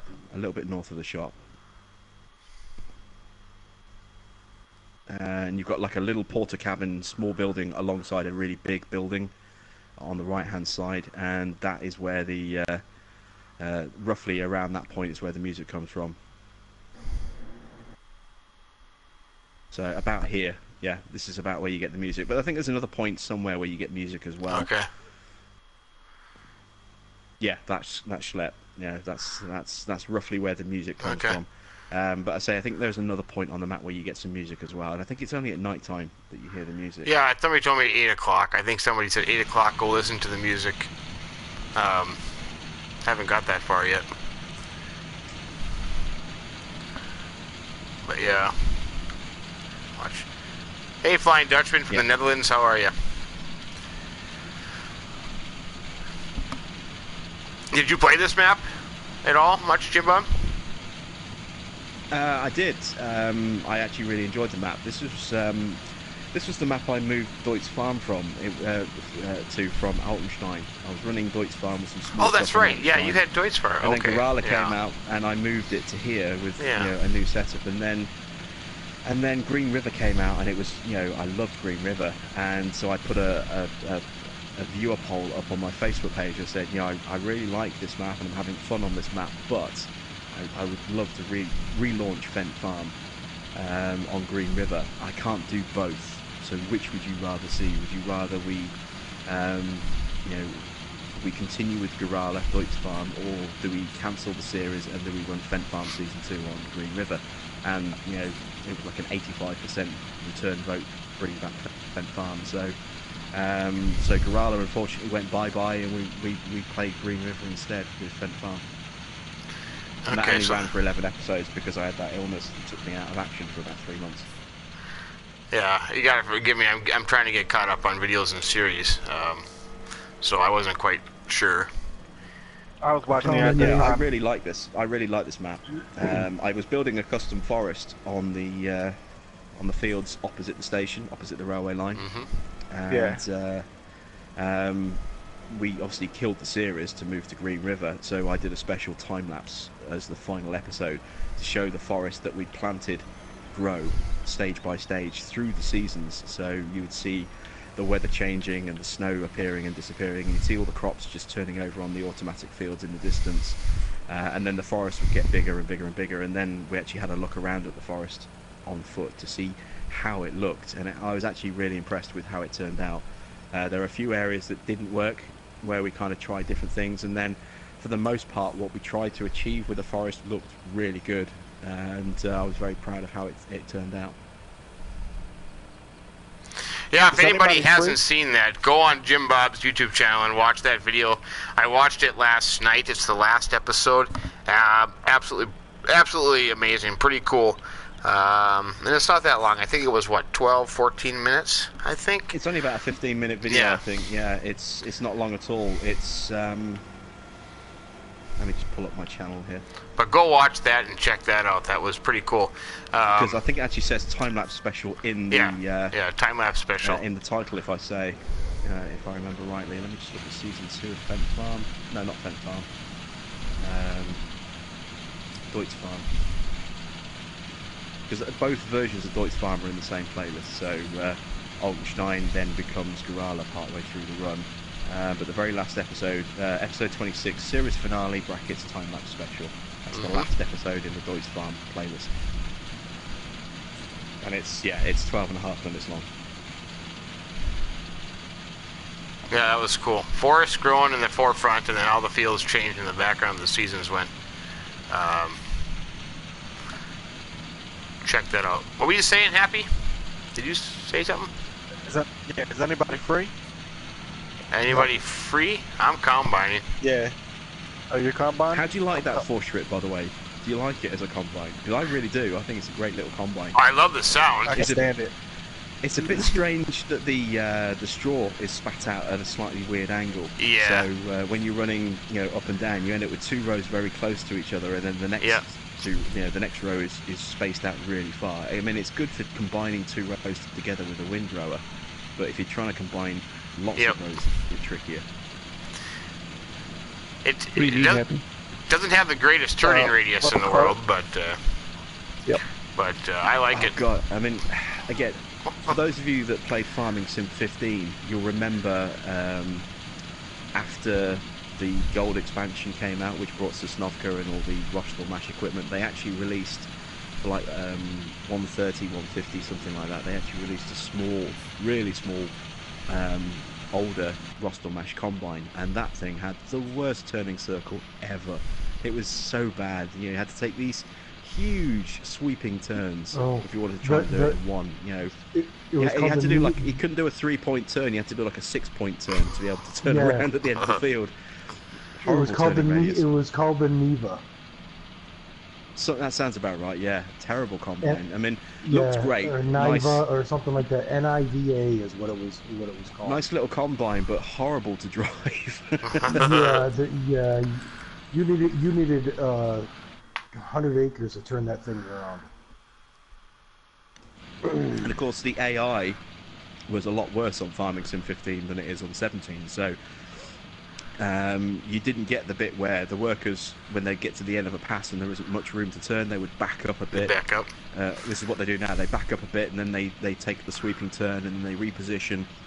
Once they finish turning around, they'll back up as far as they can before they start doing that. On this, they would just get to the end of the field and they would make the turn. And if a tree was in the way, they just stopped and that was it. They quit and walked off.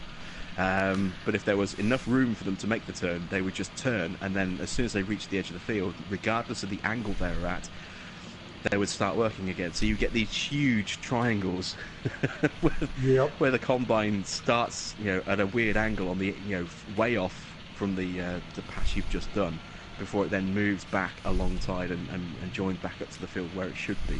And you've got these huge triangles at both ends of the fields, and it was the same with seeding and cultivating and ploughing. The AI was awful on Farming Sim 15 in comparison to 17. Absolutely terrible.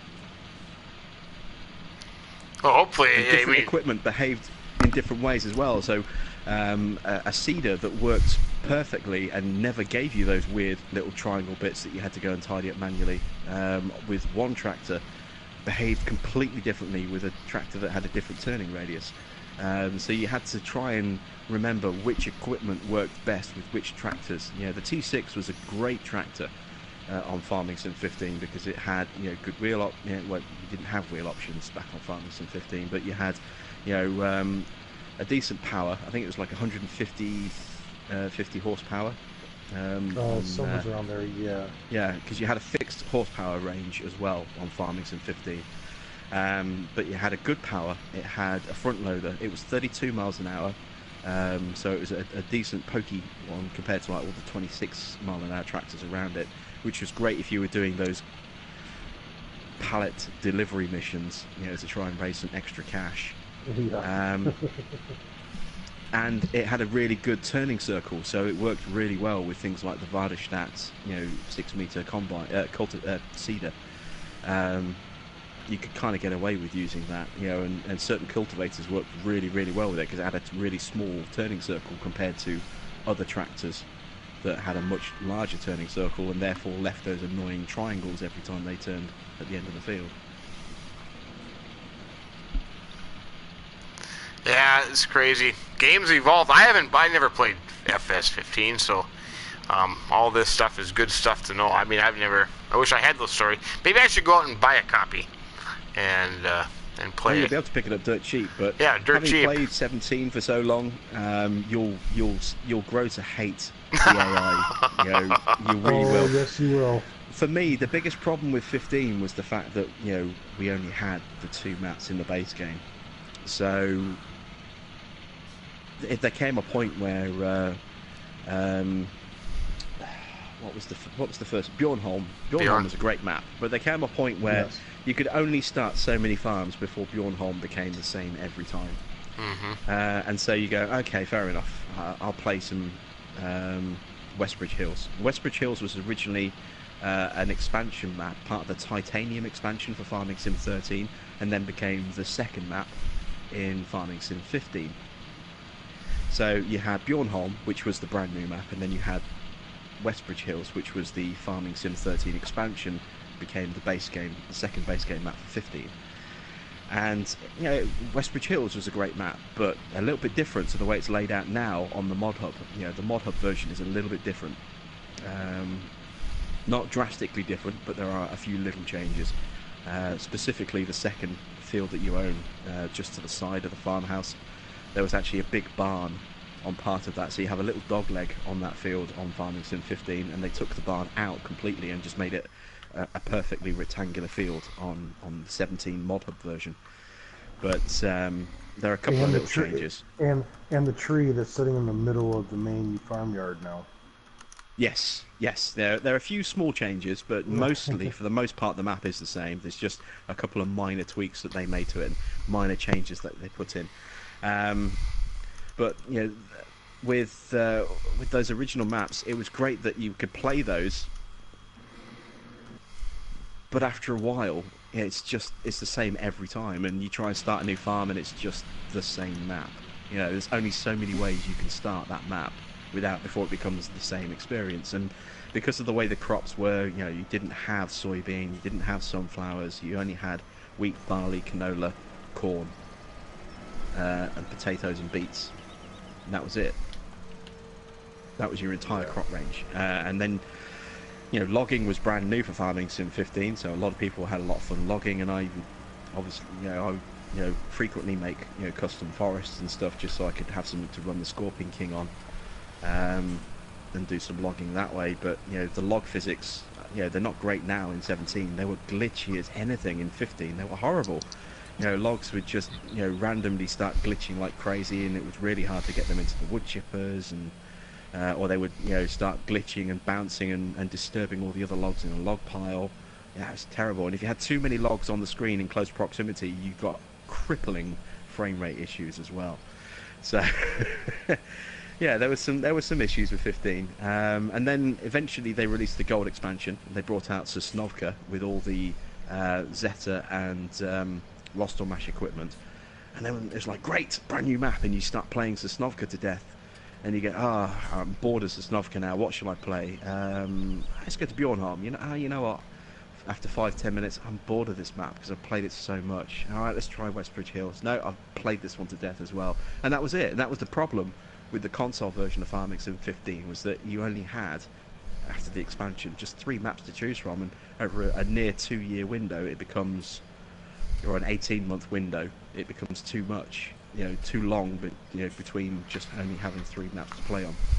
So it kind of, you went through stages where you played the game a lot, and then you just put it away for a few months because you were bored, because there was nothing new. And then a DLC might come out, so you go back on the game and you play the new DLC stuff that came out, like the JCB pack was great, and the Holmer pack was great. The IT Runner pack wasn't bad, but it wasn't great. It was okay. What was the other DLCs? There was the New Holland's Forage Harvester. That was a DLC. That wasn't in the base game. That came out, and then was included in 17 in the base game. I'm trying to think what else was a DLC pack for Farming Sim 15, because I'm sure there was one more that I'm forgetting. I don't know. There was the JCB, there was the Holmer pack, which brought out the Terra variant and the Terra DOS. There was the IT Runner pack. Farmer Minn, you should know. Packs. And I'm sure there's another one that I can't remember what it was. Remember. Somebody will know. And then you had the individual combo. Yeah, so you had the individual Forage Harvester from New Holland. You also had that little Rostel Mash Neva that we were talking about. You had a couple of different tractor skins, or different skin tractors, I think, that you could get as individual, individual purchases. They did release the Farming Classics pack that has just come out on Mod Hub a few weeks ago. They released that right towards the end of Farming Sim 15. Because that had been an entry in the mod contest that year, and they released that to console players as a free DLC. So the Flying Dutchman cool, says there was a Marshall pack? Right to the end. A Marshall pack? I don't remember the Marshall pack. That might have been a PC thing. PC? Farmer Minn, James isn't in the party. Oh, hold on 1 second.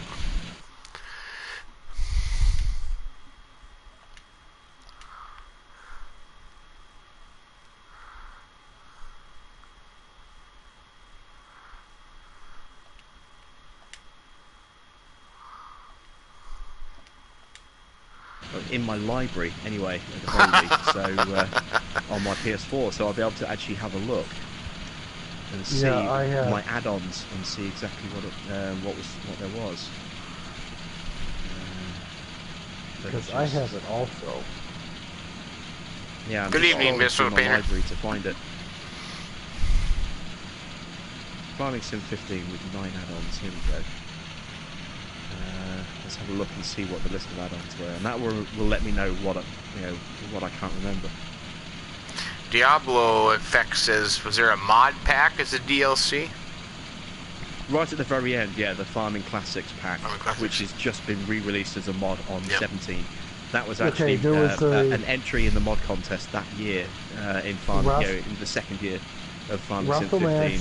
Rastel Mash Neva pack, New Holland pack, Nitro 120, T4I VRT, JCB pack, IT Runner DLC, Gold pack, the Classics pack, and the UGC DLC pack. The UGC? Those are 9. Yeah. I'm still trying to load them up on my system, so I can't remember what actually a couple of those were, but it's been years now since I last played 15, so... Those are the 9 that I had loaded. Oh, here we go. It's loading them up now, so slowly but surely. Hi, True Seeker. How are you, my friend? True Seeker was all with me until 6 o'clock this morning. I couldn't hear that. Oh, I said True Seeker was on till 6 o'clock this morning with me. Was he? You were talking to True Seeker till 6 in the morning? Yeah, because remember he was Big Diesel. Oh, okay. Boy, your mic has got issues, man. Take the headset back to a different one. I threw a box. Son of a bitch. Well, because you keep getting like a static interference, and it gets really bad. Static interference? Okay. See, now there it sounds fine. but sometimes It when you might talk, be. It might be you've got a little bit of signal interference. You know, that's are you using a Bluetooth headset or are you using a wired headset? A wired one. It might be that your cable, you're just knocking your cable slightly that's plugged into your pad, and you've got a loose connection somewhere that's causing that static every time you just click the connector. That does happen. It's a problem I had with an old wired headset a while back. Don't use that anymore, but it may just be an old headset that's just starting to give out. That's a good one. I just bought he it. just bought it today. Just brand new.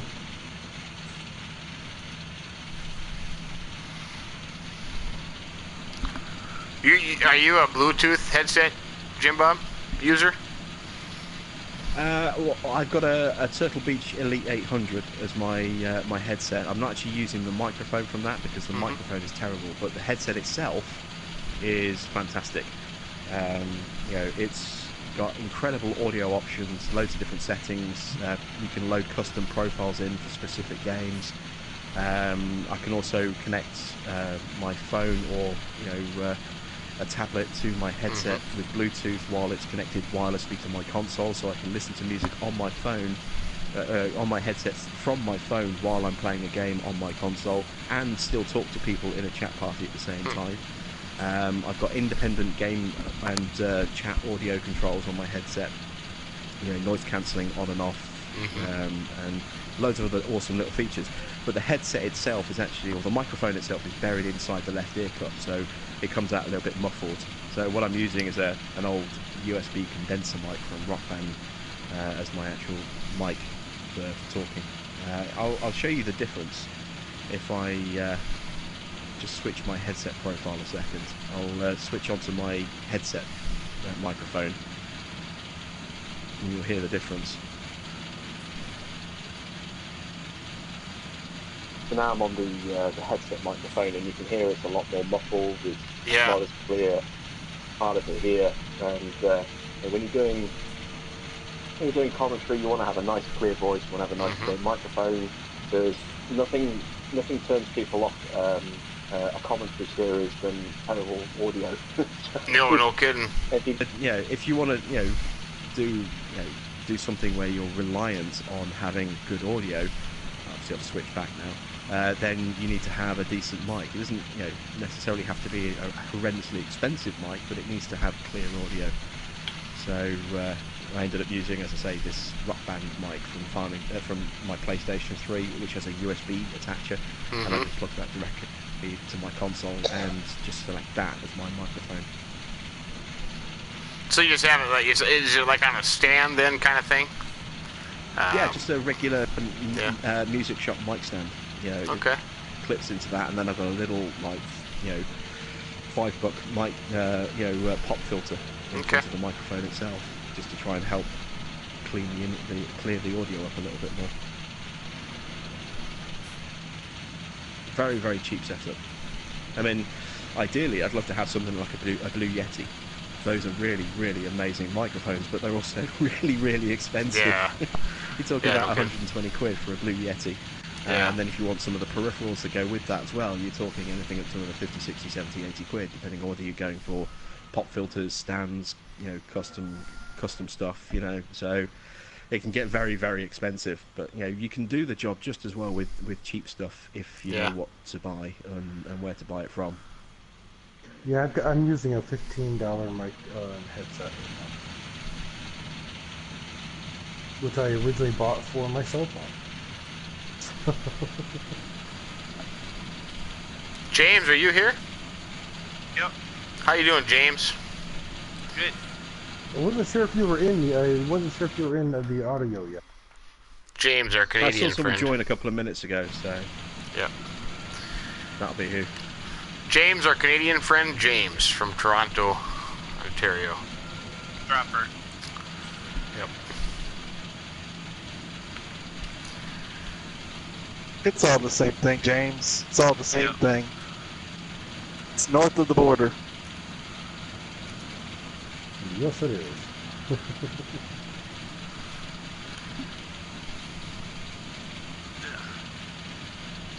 Yeah, Happy, I don't know what to tell you about your headphones, man. I feel bad for you, but...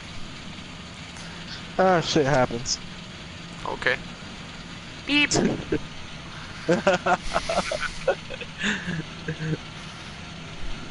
You said it was an open box item? No, I ripped the box. I tore the box up Best Buy? to put it in. No, I got it at GameStop. Oh, they'll take it back. Yeah. Especially if you still have your receipt, they will. Yeah. Yeah, I got my receipt. Because And the guy recommended it. Oh. It works I'm real like, good. What do you recommend? Sounds like you're underwater. Yeah, it works real I'm good, and then all underwater. of a sudden it says bad. Yep. It sounds like you Feels definitely like got to shorten that underwater, cord. It sounds like you got to shorten that cord somewhere. Hey, no problem, Brian. No problem at all, my friend. That's not rude at all. If you're just catching us, I should have said that many times, but we got too busy here. If you're just stopping in, checking out the stream, we are with Jim Bob from Jim Bob Plays Games, talking a little Hello. everything. Yeah, hello. Talking everything. So most of you should probably know, but if you don't, go over to Jim Bob Plays Games, his YouTube channel.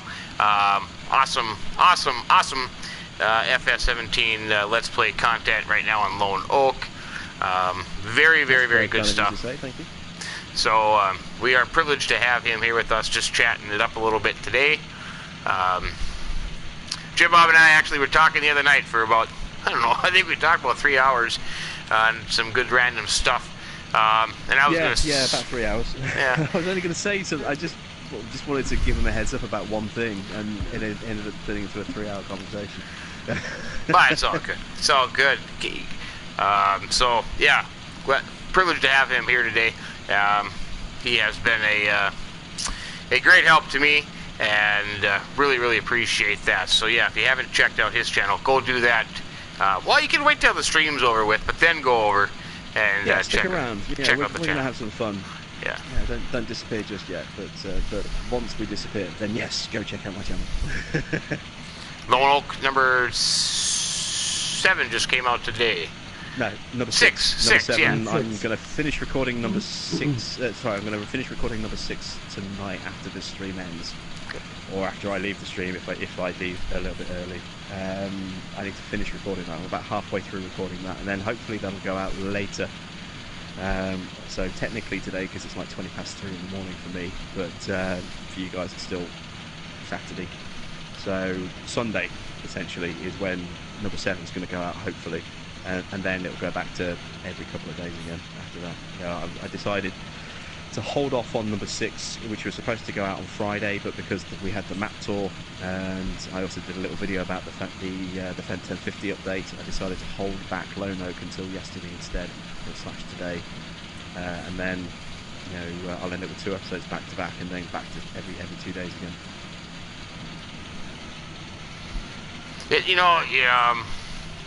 For those that don't do it, come and making an episode and doing all the stuff into it, it is a time-consuming process, and sometimes I struggle with it There's sometimes. different ways of doing it. This is what we were talking about the other day. There's different ways of doing it. When I first started, I was doing literally just press record, run for 45 minutes to an hour, end recording, and that was it.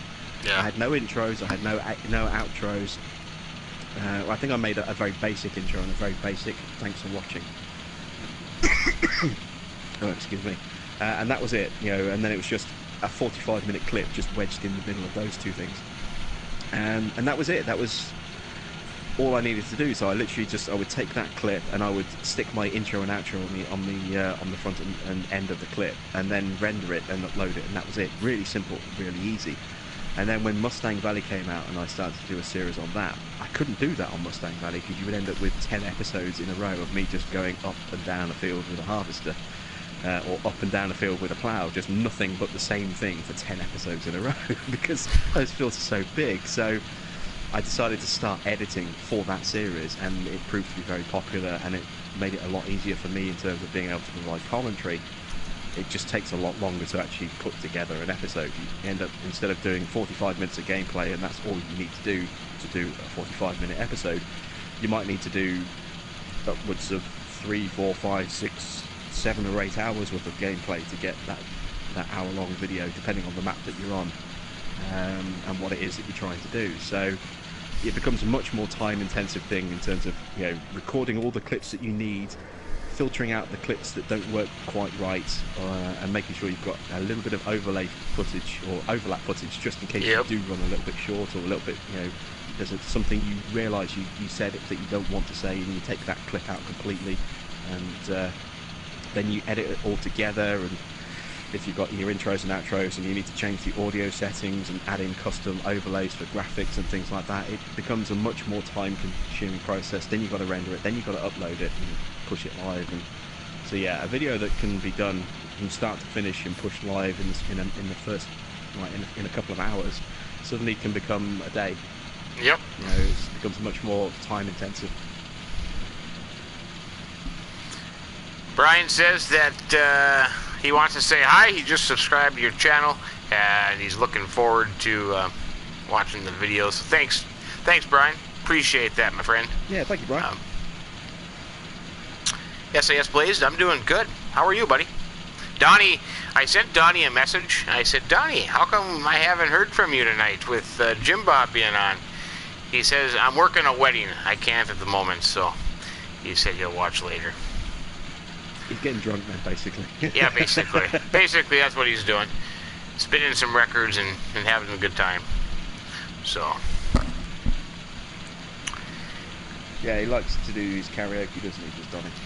Yeah, he's doing the karaoke Have a little thing. sing-song. Yep. Yeah. Susie Cream Cheese, are you still around? Yep. What are you doing? I've fertilised all the fields that needed fertilising, and now I'm finishing off the ploughing that we didn't do last year. Last time. Okay. You want a combine for a second? Can do. I need to fill up my Mountain Dew cup.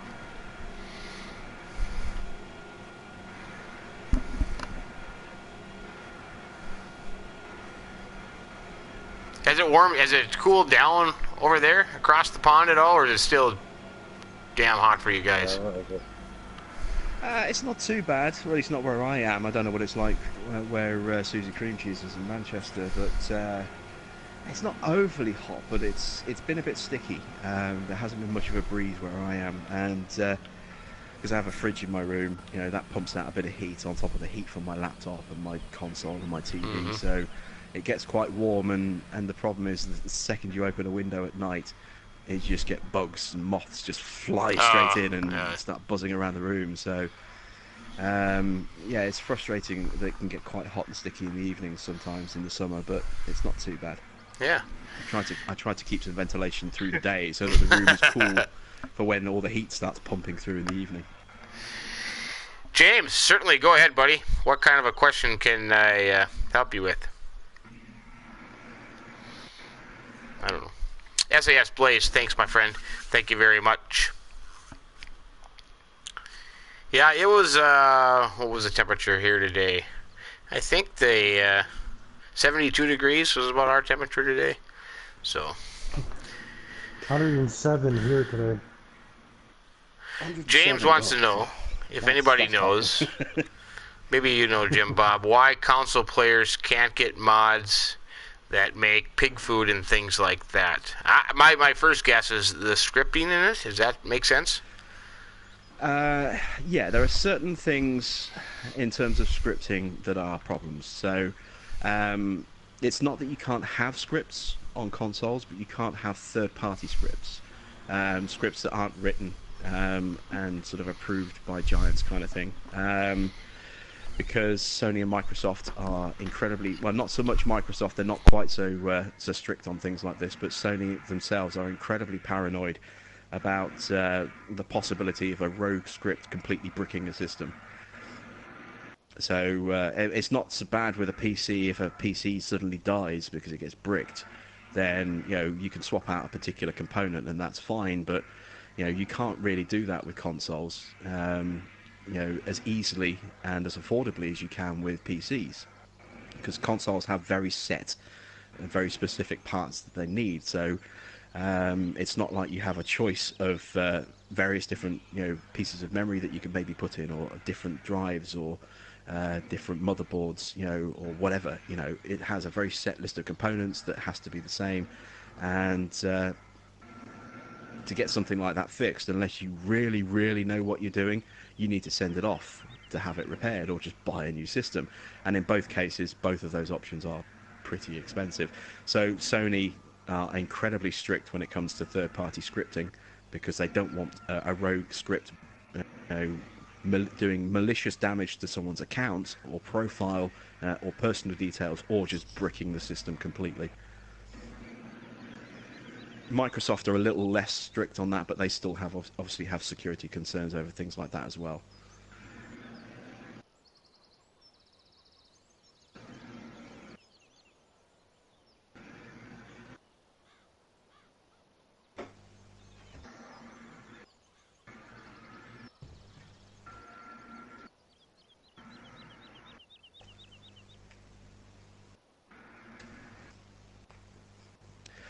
And sometimes it comes down to memory limitations as well. This is why we don't have, or overly complicated scripting and overly complicated controls.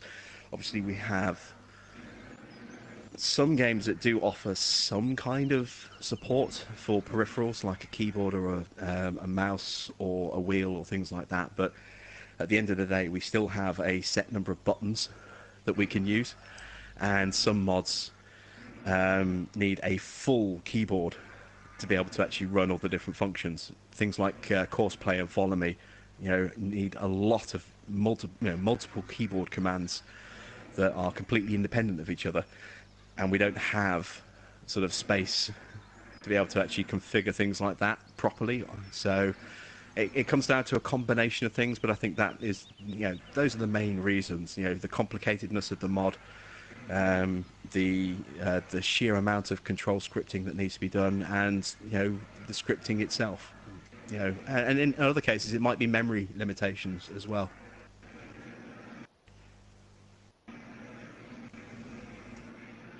So I hope that sort of answers the question as best as I can do. Sounds good. Definitely sounds good. Sounds like you know what you're talking about. Do I know if there'll be a bail limit for consoles as well on Farming Sim 19? Well, I would imagine so. I mean, we have a bail limit on Farming Sim 17, and the hardware isn't changing. You know, the game is changing, but the hardware isn't changing. So the same kind of limitations that we have with 17 are probably going to be in place with 19, because it's still a PS4. You know. It's, you know, that hasn't changed. It's, you know, you can't just like take your PS4 to the shop and upgrade it like you can with a PC, or order in additional components and build it yourself with a PC. You can kind of upgrade to a PS4 Pro, but, you know, you can't force somebody to buy a Pro over a regular PS4 just for a game. You know, Sony won't let that happen. Microsoft won't let that happen with the Xbox over the Xbox One X. So there will still be limitations for console players on 19. That's not going to change, because it's still the same hardware.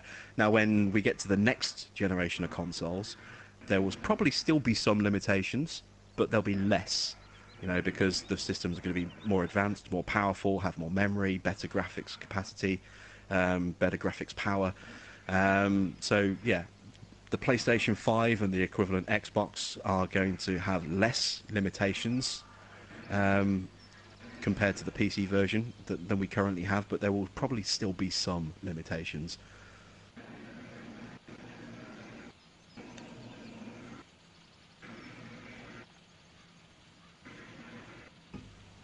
I don't like all that extra stuff anyway. I just want to Well, there's farm. some stuff. I mean, the only real difference, there's a couple of minor things, and one or two slightly bigger things, but when you compare the PlayStation and Xbox base game against the PC base game, there isn't that much of a difference. I mean, the real difference comes with the mods.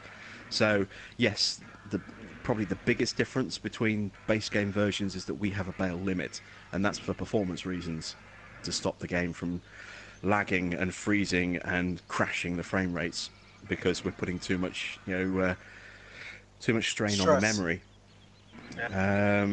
That's the main reason we have a bail limit. Same with slot counts. To render certain vehicles or pieces of equipment uses up different amounts of memory depending on just how detailed and how in depth a particular item is. And same with the maps themselves. Everything with a map counts to slots. So you start with X amount of slots. I don't know what the baseline is, and then the map itself will eat up a large chunk of those slots. And the more detailed the map, the less slots you'll have left over to then do around with other stuff. So if you have a beautiful map of the quality of, say, Lone Oak or Oakfield Farm, something that's truly visually stunning, with a lot of detail, you're going to have a much reduced slot count straight away compared to something like Deterra Italica, which is coming out, or Tuscan Lands, which came out yesterday. Tuscan Lands has got a much smaller file size, and the textures are a lot lower throughout a lot of the map in terms of their resolution, so it's a much less of a demand. So the slot level that's available between those two maps is different. But it's not just in terms of the detail, it's also what's in there. Trees count towards your slot count, so the more trees you have on a map, the less slots you have available for everything else. Pallets, bales, they all kind of take up some of your stuff as well, so you can have loads and loads and loads of buildings and everything on the map, and the more items you put onto a map, the less slots are going to be left over to play about with for equipment and things afterwards. So it's kind of a balancing. Happy, have you noticed any difference between your PS4 and your PS4 Pro? Well, I could zoom in, and that's why I think it was blurry on my YouTube. Why? Because I zoomed in. I Zoom. zoomed in yeah. I got The main differences between the Pro and the standard version of the console game is that when it comes to recording for YouTube, the standard PS4 records in 720p. Yep. It plays in 1080p, but it records and processes videos at 720p.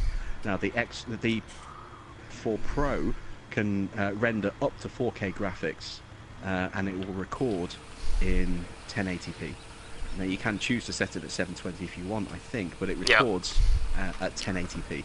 Won't go any higher than that, but that's why you'll get usually a clearer, sharper video, is because you're rendering it at a higher resolution. You also get a slightly different frame rate, a slightly different draw distance if you're running on a Pro, assuming you have a 4K display setting option available. And now a great thing with the Pro as well is there's a mode in settings called super sampling. So before with the Pro, if you didn't have a 4K display, you couldn't render this game in 4K. You would have to be either 1080p or the 1080p enhanced setting, which is only available to pros in the farming simulator menus when you first load the game up. You wouldn't be able to select the 1440p or the 4K versions. It wouldn't let you do that if you didn't have a 4K display available to you. I don't, so I only have a 1080p TV. It's a very, very nice 1080p TV, but I can't, on most games that support 4K, select 4K settings, because the system automatically stops you from selecting those without that plugged in. Now with super sampling, that actually allows us to now select the 4K settings, and what it does is it renders the graphics in 4K and then scales it back to 1080p. So you end up with slightly sharper graphics over the usual 1080p settings. Not by much, but a little bit. Yeah. So that helps as well. But that's how you can kind of boost your visuals ever so slightly. Things do look a little bit crisper and a little bit sharper, but overall there's not a huge difference with super sampling on, in terms of being able to render at a higher quality of visual and then downscaling back to 1080p again. And you do, in some games as well, you do get an improved frame rate as a result of using super sampling as well. But it depends. Each game behaves in a different way. And that's Yeah, the I main don't. differences between the Pro and the standard PS4 when it comes to farming sim. Yeah, I don't play. I don't have a 4K TV either, so I guess I don't know much of the difference. I It's think I've only definitely a played clear picture. a clear picture. Well, I think my TV gives a pretty darn good clear picture as it is. Happy. Oh, you Wait. got a small TV. Well, when you first started playing with me, I had this little tiny TV. Then I switched to a bigger one. Yeah. Unlike our Australian friends who have 5 TVs in their gaming room.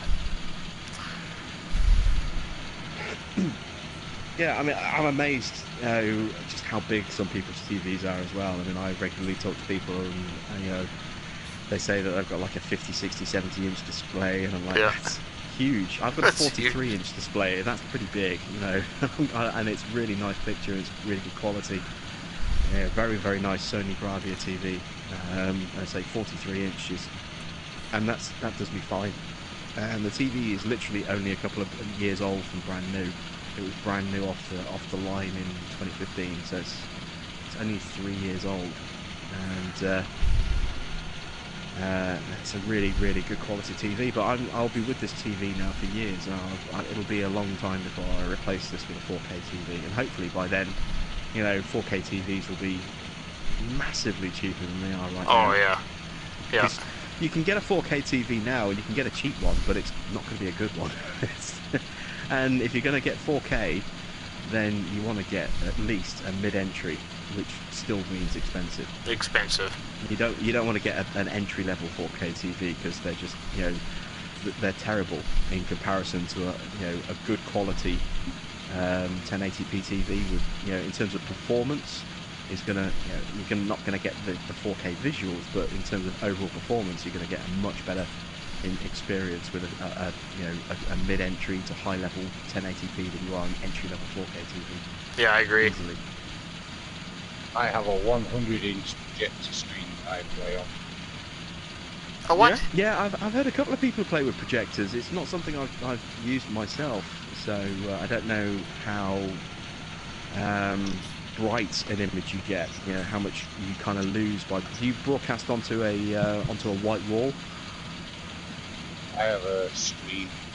Oh, you actually have a screen. Do you get much of that kind of?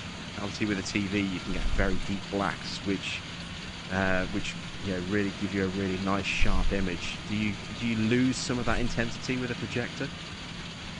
You lose the images with the gaming side of it, using games and stuff. If I watch television through it, I don't really lose that much at all.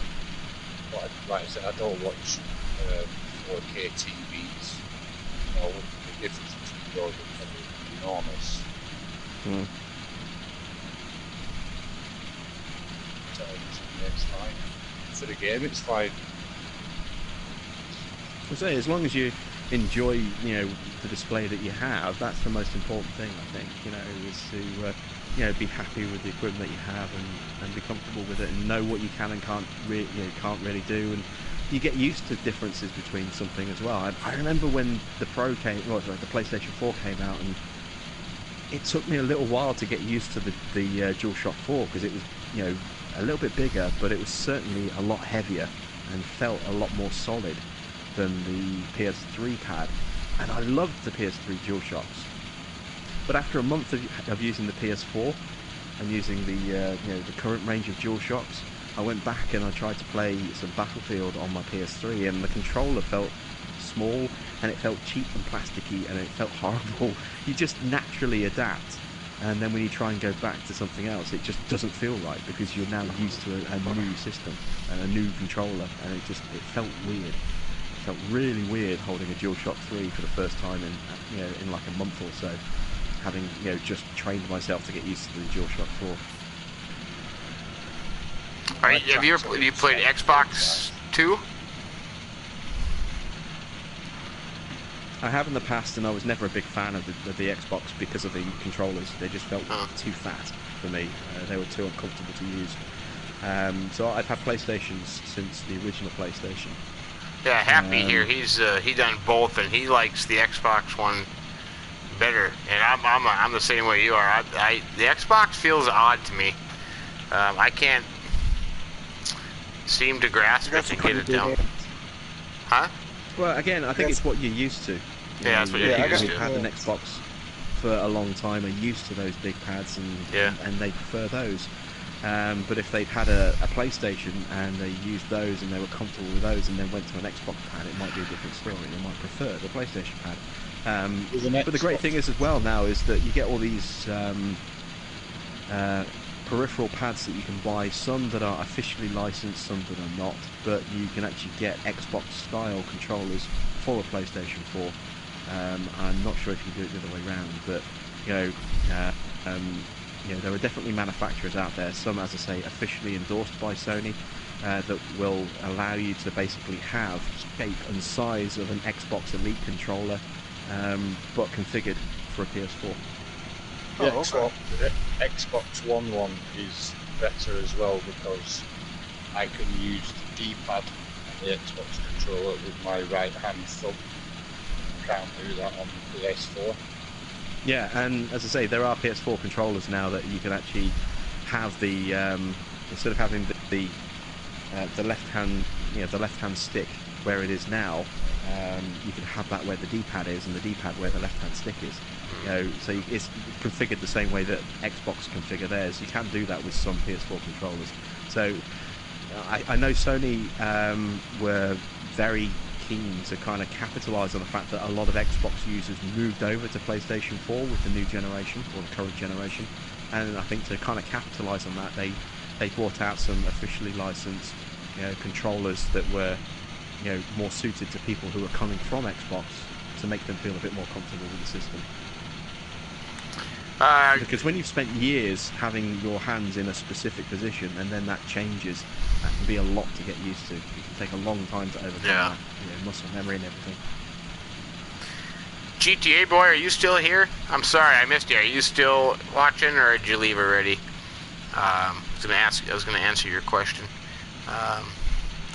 There's a lot of Xbox players out there that watch, and we're trying to convert them over, but we haven't succeeded yet so far. Well, we converted to Susie Cream Cheese. Went from an Xbox to a PlayStation. Nicholson Farm, we still have to convince him, and KJ Wiggum's got to convince him yet, but we're getting there.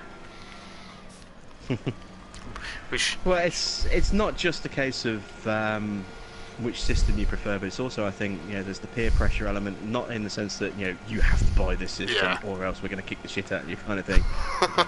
For the language, but okay. It's but it's, if you have, friends on a particular system, then you're naturally going to go with the system that allows you to game with your friends. So if you have a lot of friends that use Xbox, then you're naturally going to gravitate towards Xbox so that you can game with those people. If you have a lot of friends that have PlayStations and not many friends with Xboxes, you're probably more likely to gravitate to a PlayStation because you get to play with more people that you like and know. But you can always just make friends on whichever network you run anyway. So it comes down to a combination of personal preference, who who has what system, and also I think to a point, exclusives do play a little part in it as well. Xbox has its own exclusives, and obviously the biggest ones in that are like Halo and the Forza, the Forza franchises, and Sony has things like The Last of Us and the Uncharted series. So each system has its own exclusives that will try and draw, that they'll use to try and draw people in. God of War is another example of a Sony exclusive that a lot of people might buy a PlayStation specifically to play. And they're going to put a lot of hopes in The Last of Us 2, drawing a lot of new people to the systems when that comes out, because the first one was incredible, absolutely incredible. And it was a smart move when the PS4 came out for them to actually do a PS4 remastering of The Last of Us, because they knew that they had a lot of people, as I say, who were not happy with Microsoft's policies when the Xbox launched, and moved over to PS4. Because Microsoft really screwed up their launch of the Xbox. They lost so much ground so quickly. By the way, they were talking about DRM and the restrictions that they were putting on people, and Sony came straight out just like this for you guys. It doesn't matter if it has becomes this huge entertainment hub with access to football and access to hockey and direct access to this, that and the other. It's not about being a TV system and a sound system and a games console and a video player and all this all built into one. We're building a games machine, and it'll be able to do a few other things as well, but we are primarily building a games machine. That's it. And that resonated with a lot of people. As I say, a lot of people went from Xbox to PlayStation, and by remastering the original Last of Us, all those people who've been on Xbox and never had the chance to play it suddenly had access to what a lot of people, myself included, is considered to be one of the greatest games of all time. Because of the story, the narrative. It's so strong emotionally, that storyline, that it's just an incredible experience. And the dialogue, the way it's scripted and the way it's read out, and it feels so natural listening to a conversation in the game. It actually feels like a genuine, real-world conversation between two people, rather than two people standing opposite each other reading off a script. Okay. You can always tell the games where extra care is put into how the game audio comes across, and conversations and interactions between players comes across, or between characters comes across. The ones that really go the extra mile, it shows so far, so far and above the standard stuff. You watch Mass Effect, great storyline, but you can tell that it's somebody just standing there in front of a microphone reading off a script. The conversations, they don't flow naturally. There's big pauses. The inflections aren't necessarily right because someone is reading a script and they might not actually have someone opposite them to bounce off. They might literally just be reading a line. Okay, next line, read this, blah blah blah. Now read the next line, blah blah blah blah blah. And there's no natural back and forth in a conversation.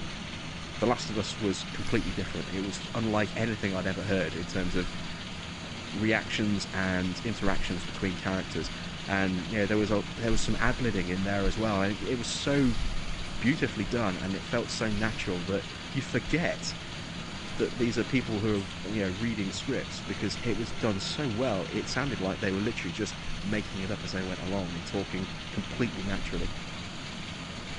I've never come across a game that's done it ever anywhere near as good as that.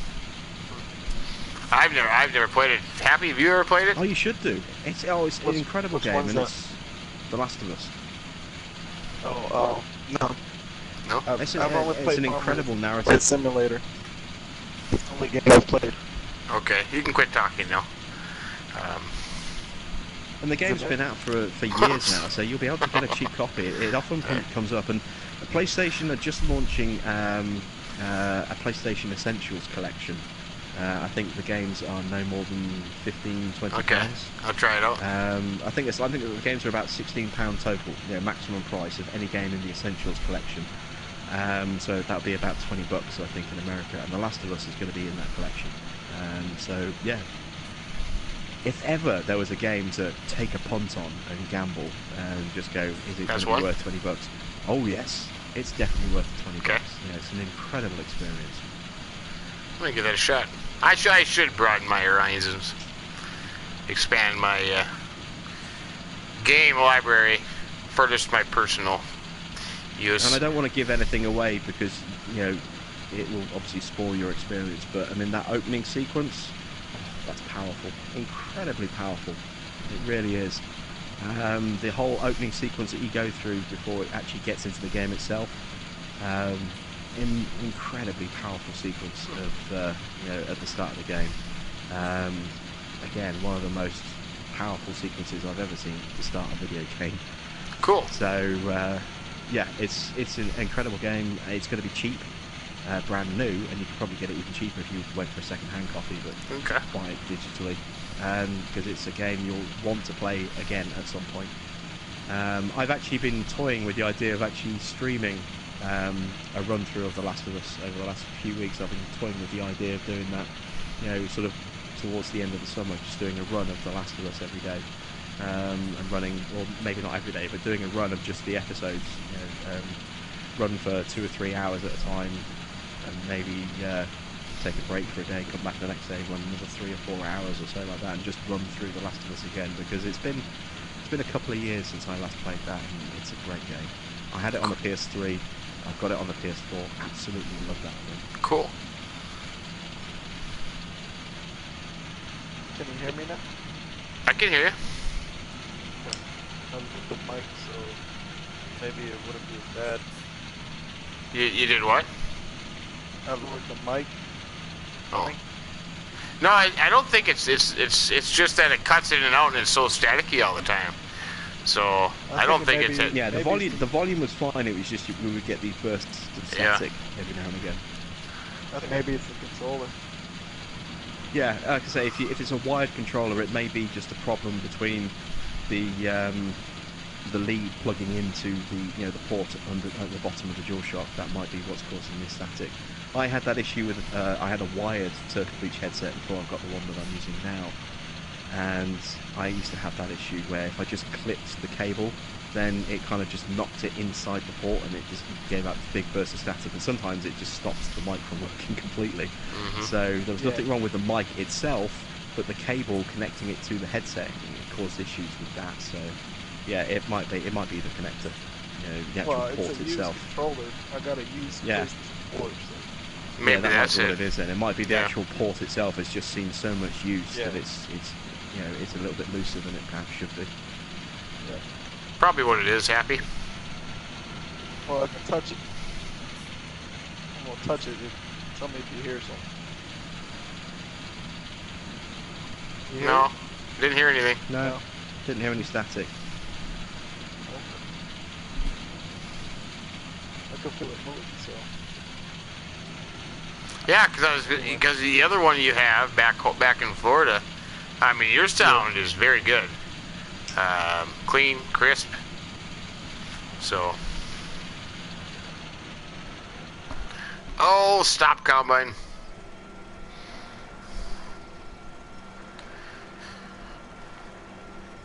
What is everybody doing? Are we running out of work? Yep. Yeah. James and I just finished harvested our soybeans, and right now I'm plowing and James is spraying our fields. What are you doing, Happy? Nothing. Nothing? What's a golf cart jockey doing? Nothing? I'm helping Happy. Helping Happy do nothing? Okay. We are nailing it, buddy.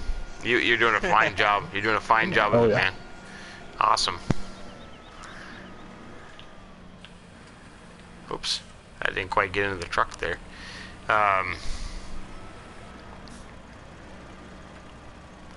Susie Cream Cheese leave too? Nope. Oh, you're still here?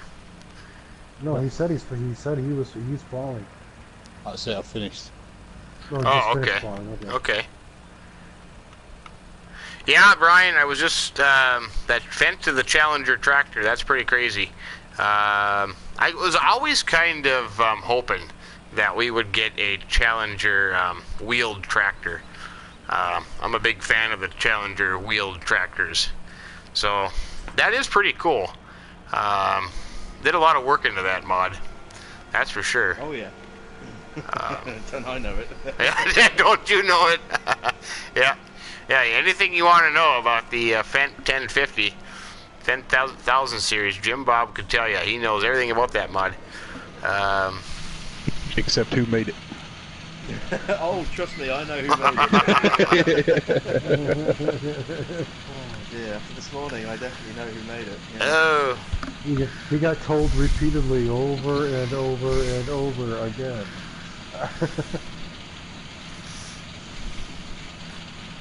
Well, you know what's interesting? Because I went back and looked when that originally came out, it had Iran modding on it, on the Giants thing. The Dominic's got a Ron modding thing. And then the new one just had tech mod on it. Yeah, tech mod. Yeah. And they never ever put it in the console listing. Did you notice that? It was only ever in the PC listing. Yeah.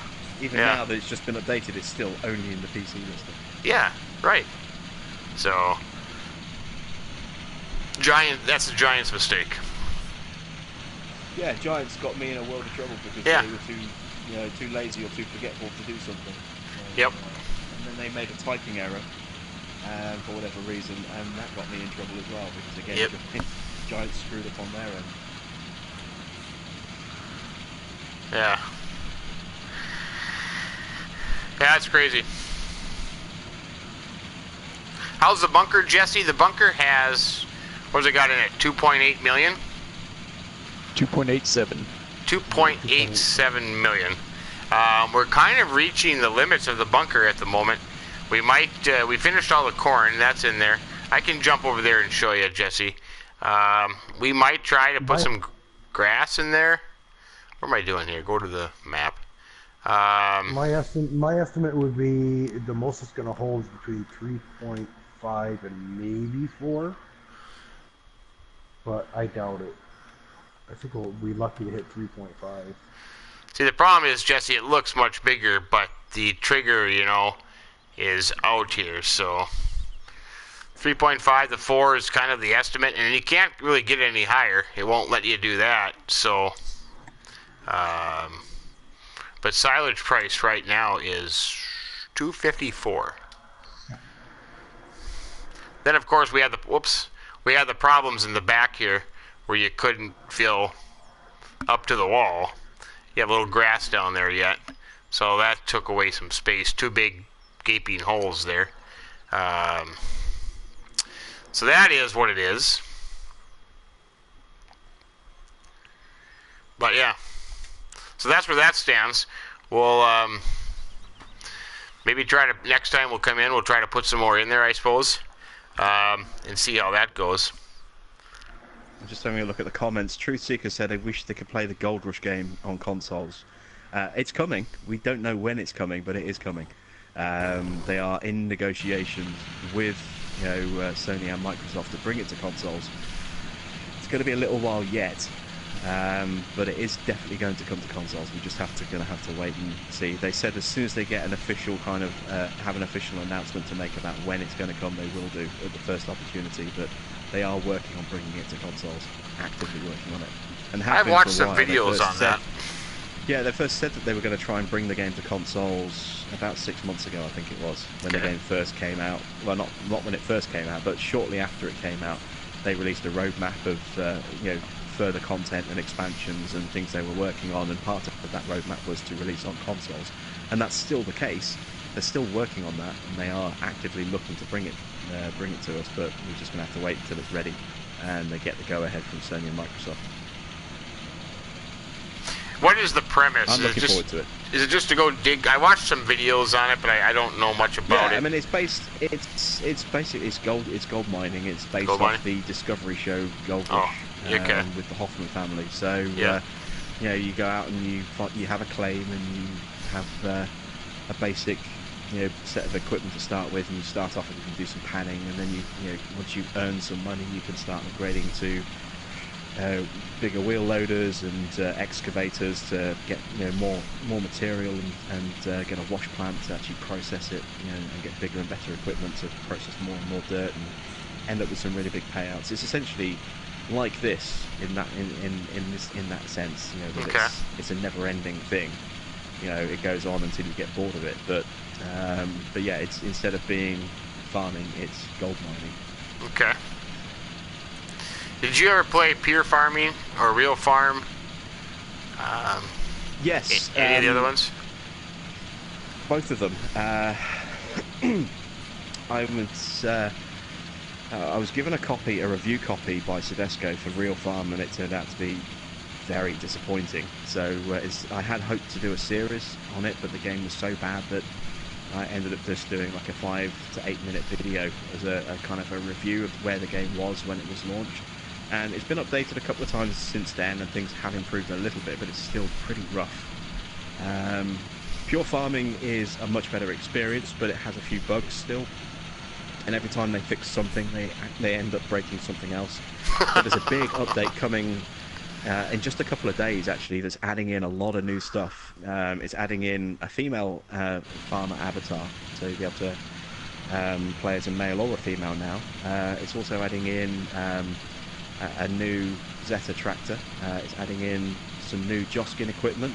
It's adding in a versatile four-wheel drive. Nice. So I'm looking forward to that, and some other bits and bobs and some AI improvements. AI is being completely overhauled with this latest update. I did actually get an email from Techland yesterday, or no, Friday. Friday, because it's now technically Sunday morning for me. But Friday evening, I got an email from Techland saying that, would I be interested in doing a live stream, and we'll give you some Steam keys to give away in the stream, going over the update. And I said, well, I'm a console player. My audience is predominantly consoles. I do have a few PC players, but mainly console stuff.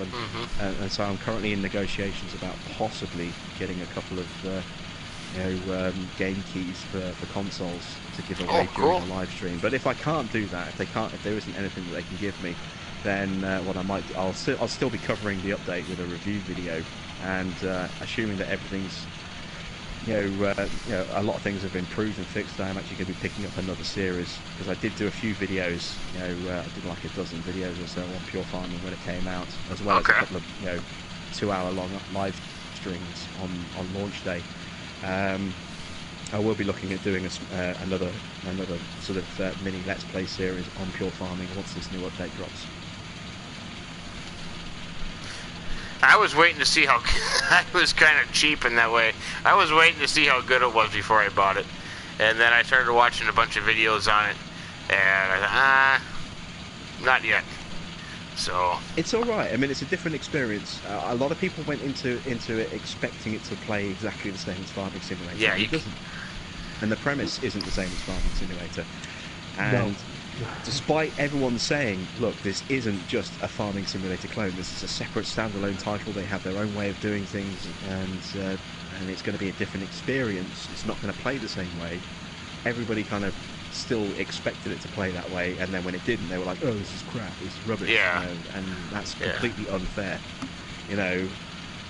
and what annoyed me as well was hearing the people that were reviewing it and saying it's a terrible game by comparing it to a fully modded version of Farming Simulator 17 that's been out for over a year by that point, and a huge selection of mods, and I'm talking like PC version, not console version. So with all these amazing variety of additional crops and things like Follow Me and Courseplay and more realistic and manual gearboxes and all this stuff, and you can't compare a base game against an incredibly modded version of a base game.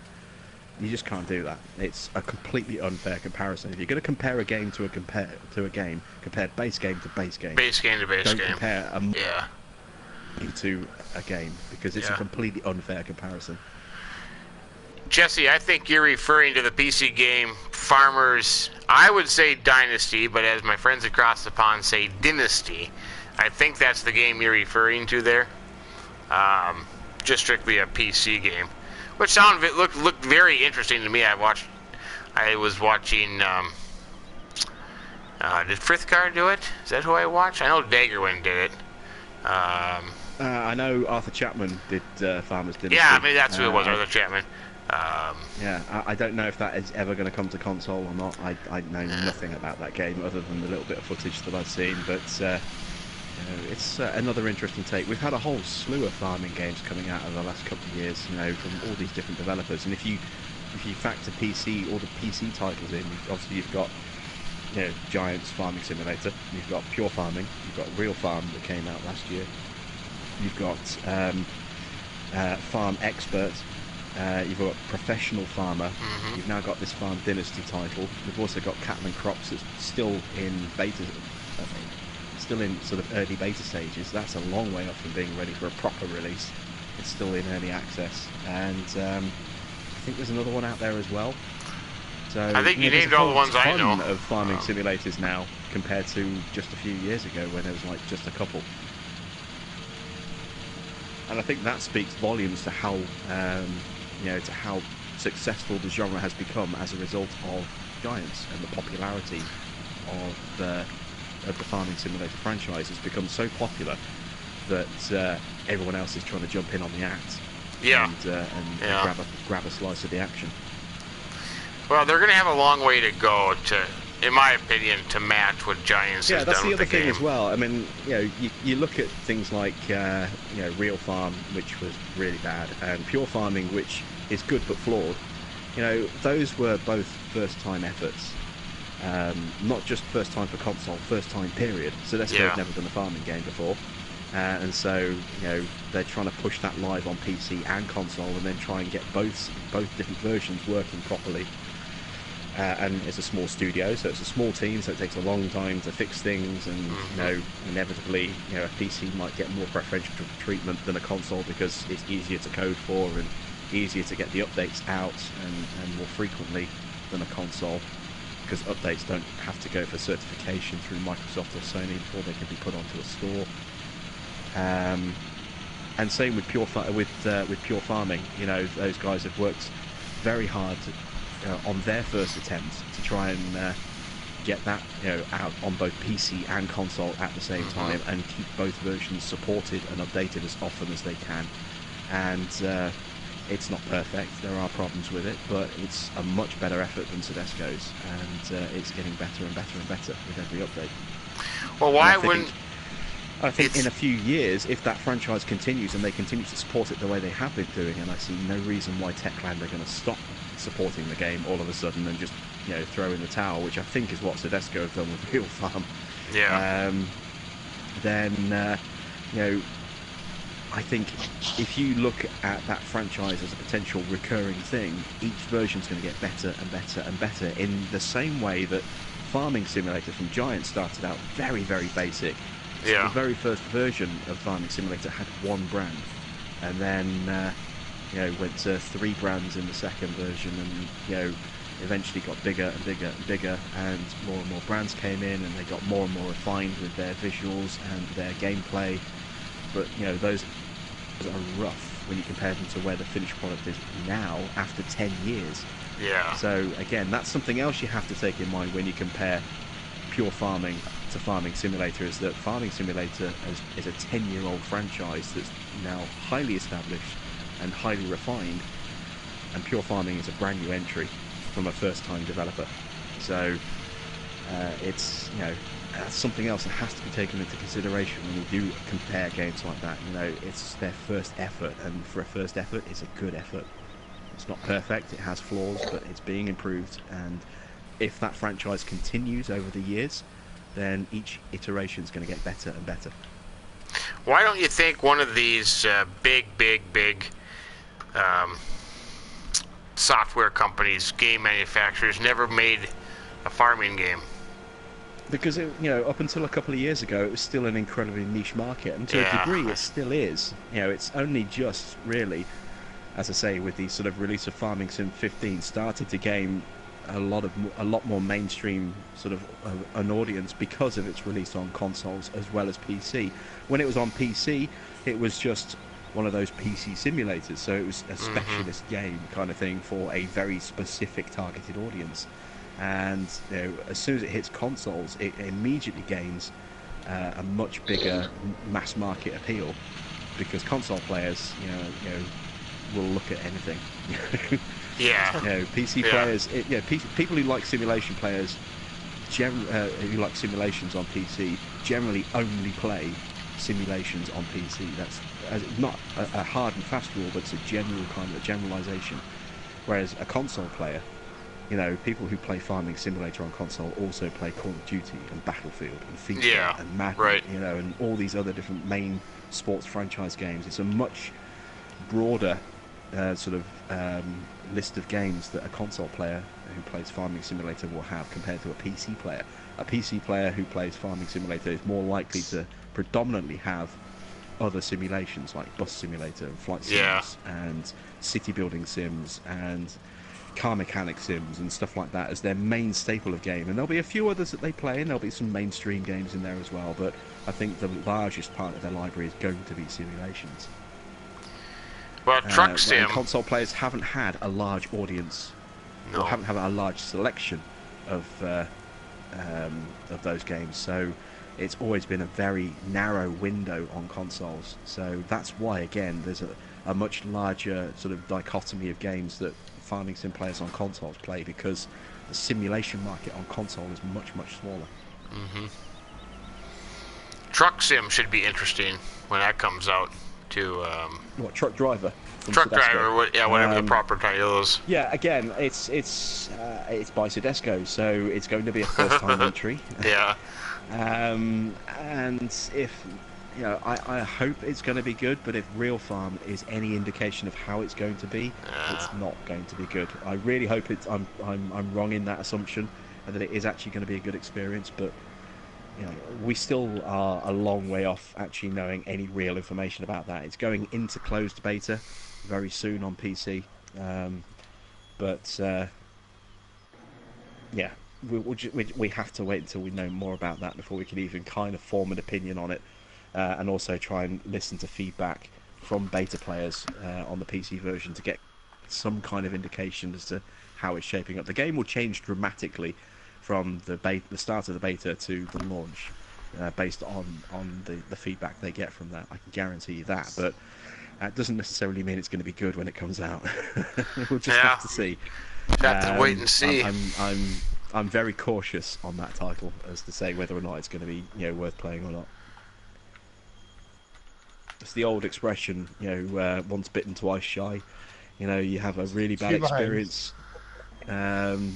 with a game from a particular developer, and you think then they bring out another brand new franchise, and you go, I'm curious and I'm interested, but I remember how the last game was, and I don't want to burn my money again as well. I will literally just hold the money in my hand and set fire to it if it's going to be like the last one, because that's essentially what's going to happen. So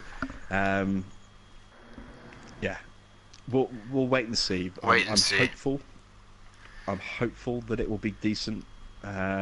It certainly won't be to the quality of ETS or ATS, but hopefully it'll be good. Hopefully it'll be good. Well, you have to be patient too, because we're never going to get ATS and we're never going to get ETS on console. No, at least not on the current consoles. Maybe the next generation, maybe, but on current systems, not going to happen.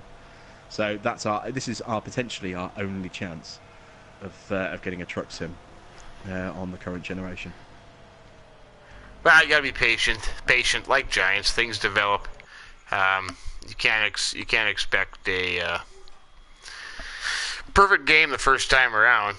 That's for sure. So, what makes you compare. You can't, like you said before, you can't compare. For example, Farm Sim 17 here to Pure Farming First Go. I mean, we have Mod Hub, the maps. I mean, that's what makes this game. Takes it to another level, another element, is that ability for mods and maps and gameplay, functionality. I watched a few Pure Farming episodes. Guys that did it. I think Mr. Steely P did one. I know you did. I watched them all, and I was sitting here thinking, do I want to go out and get the game, plug it in there, and do I want to have a go at it, learn how it goes? And I thought to myself, it just doesn't excite me enough yet that I want to spend hours and hours and hours in front of the TV learning this game and doing this game. A rough first 6 months for the game, because, as I say, there were some bugs, there were some issues with the AI. They're completely overhauling that with the new update coming this week. And they're adding in more free content. They've already added in some additional content for free with a couple of new tractors, and they added in a new livestock with goats for free. And now, as I say, they're adding in Joskin, like 4 or 5 pieces of Joskin equipment, a versatile tractor, a new I think it's a new Zeta tractor on top of that as well, plus some other stuff. And as I say, that complete overhaul of the AI. So it's a big update for them coming in on the 23rd, and then we'll see how the game plays after that, and hopefully the stuff that they're fixing doesn't end up breaking something else, which unfortunately has been a bit of the case with all the previous updates that they've fixed something and broken something else in the process. Right. Right. Yeah, I know. Hopefully so. Hopefully so. How's it going, James? Where you at? Grassfield. Okay. Which one? Well, how are you guys doing? I think that okay. nightfall is setting. We've been going now for what? 3 hours? 3 hours? Been that long? We're listening to the music. Yeah. Nearly 4. Nearly 4. So maybe as sun sets here, we can end it here. I finished my combining field just to get anybody updated. The bunker, 2.8 something million. I've got, well, Susie Cream Cheese and I only have one field left, 81 to harvest, and that is soybeans. So that can be done next time we come back, the second day of on. We'll try to get some more silage in the bunker and see how full we can get it packed in there. We'll give it a shot. Donnie would be proud of us, I tell you. We don't, Jim Bob, we don't allow Donnie to make suggestions anymore on the channel. Yeah, probably a good thing. Yeah, he's lost that ability. Because the other day, then we were on Welker Farms the other night, and he told us to start planting poplars in field to field. So we tried to do that. So we got stuck with silage and poplars thanks to Donnie. So yeah, he's not allowed to make suggestions anymore. Could be worse. It could be sugarcane. It could have been, or it could have been sugarcane. I think that was a 50-acre field with sugarcane, and then You did? harvest it using only the No, I'm just saying that would be his next instruction. I want you to take this 20-hectare field and plant it with sugarcane, and then I want you to only harvest it using the single row harvester. You know, you'll be there for 12 hours just harvesting that field, you know, non-stop, at least 12 hours. Where do we hear the music? Hear the music? What music? Yeah. You said there's music on this map. Oh, let's go check that out. Yeah, it is 8 o'clock. Let's walk down there. Eugene, thank you very much. Eugene says he loves Saul, and he's kind of thrilled that we're sitting here talking on the same stream. So thanks, Eugene. When will the next Lone Oak video come out, Trevor? That'll be out tomorrow. Jesse. Hopefully tomorrow. Oh, well, actually, who are you asking? You asking me, or are you asking yeah, me? who are you asking? Are you asking Jim Bob, or are you asking myself? Low, don't we? I think both answer will be tomorrow.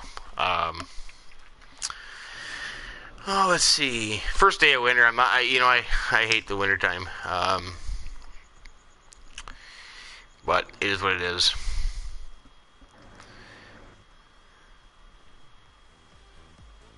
Oh, there it is. Right in the middle of the street. What? The music. It's like disco dance music. Can the people watching the video hear it? Maybe not. I can't hear the thing. Oh, it's over here. Oh, it's down there. There it is. No, stand right where I am. Yeah, it's over here in There's the. a couple of spots where you can hear it. Yeah, I can hear it in the middle of the street here.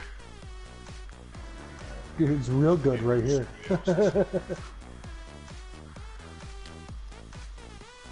Unless there's some kind of hidden nightclub in this building here or something.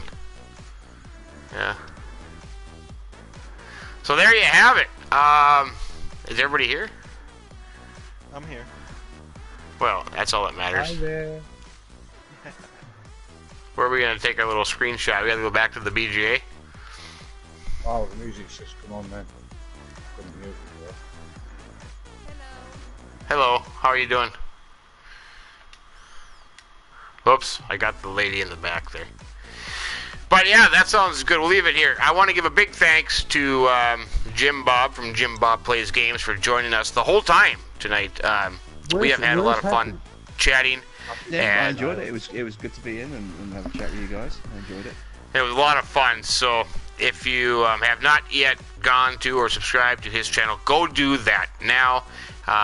Jim Bob Plays Games. Yes, There is now. Do it now. right now. Go quick. Right now. Go.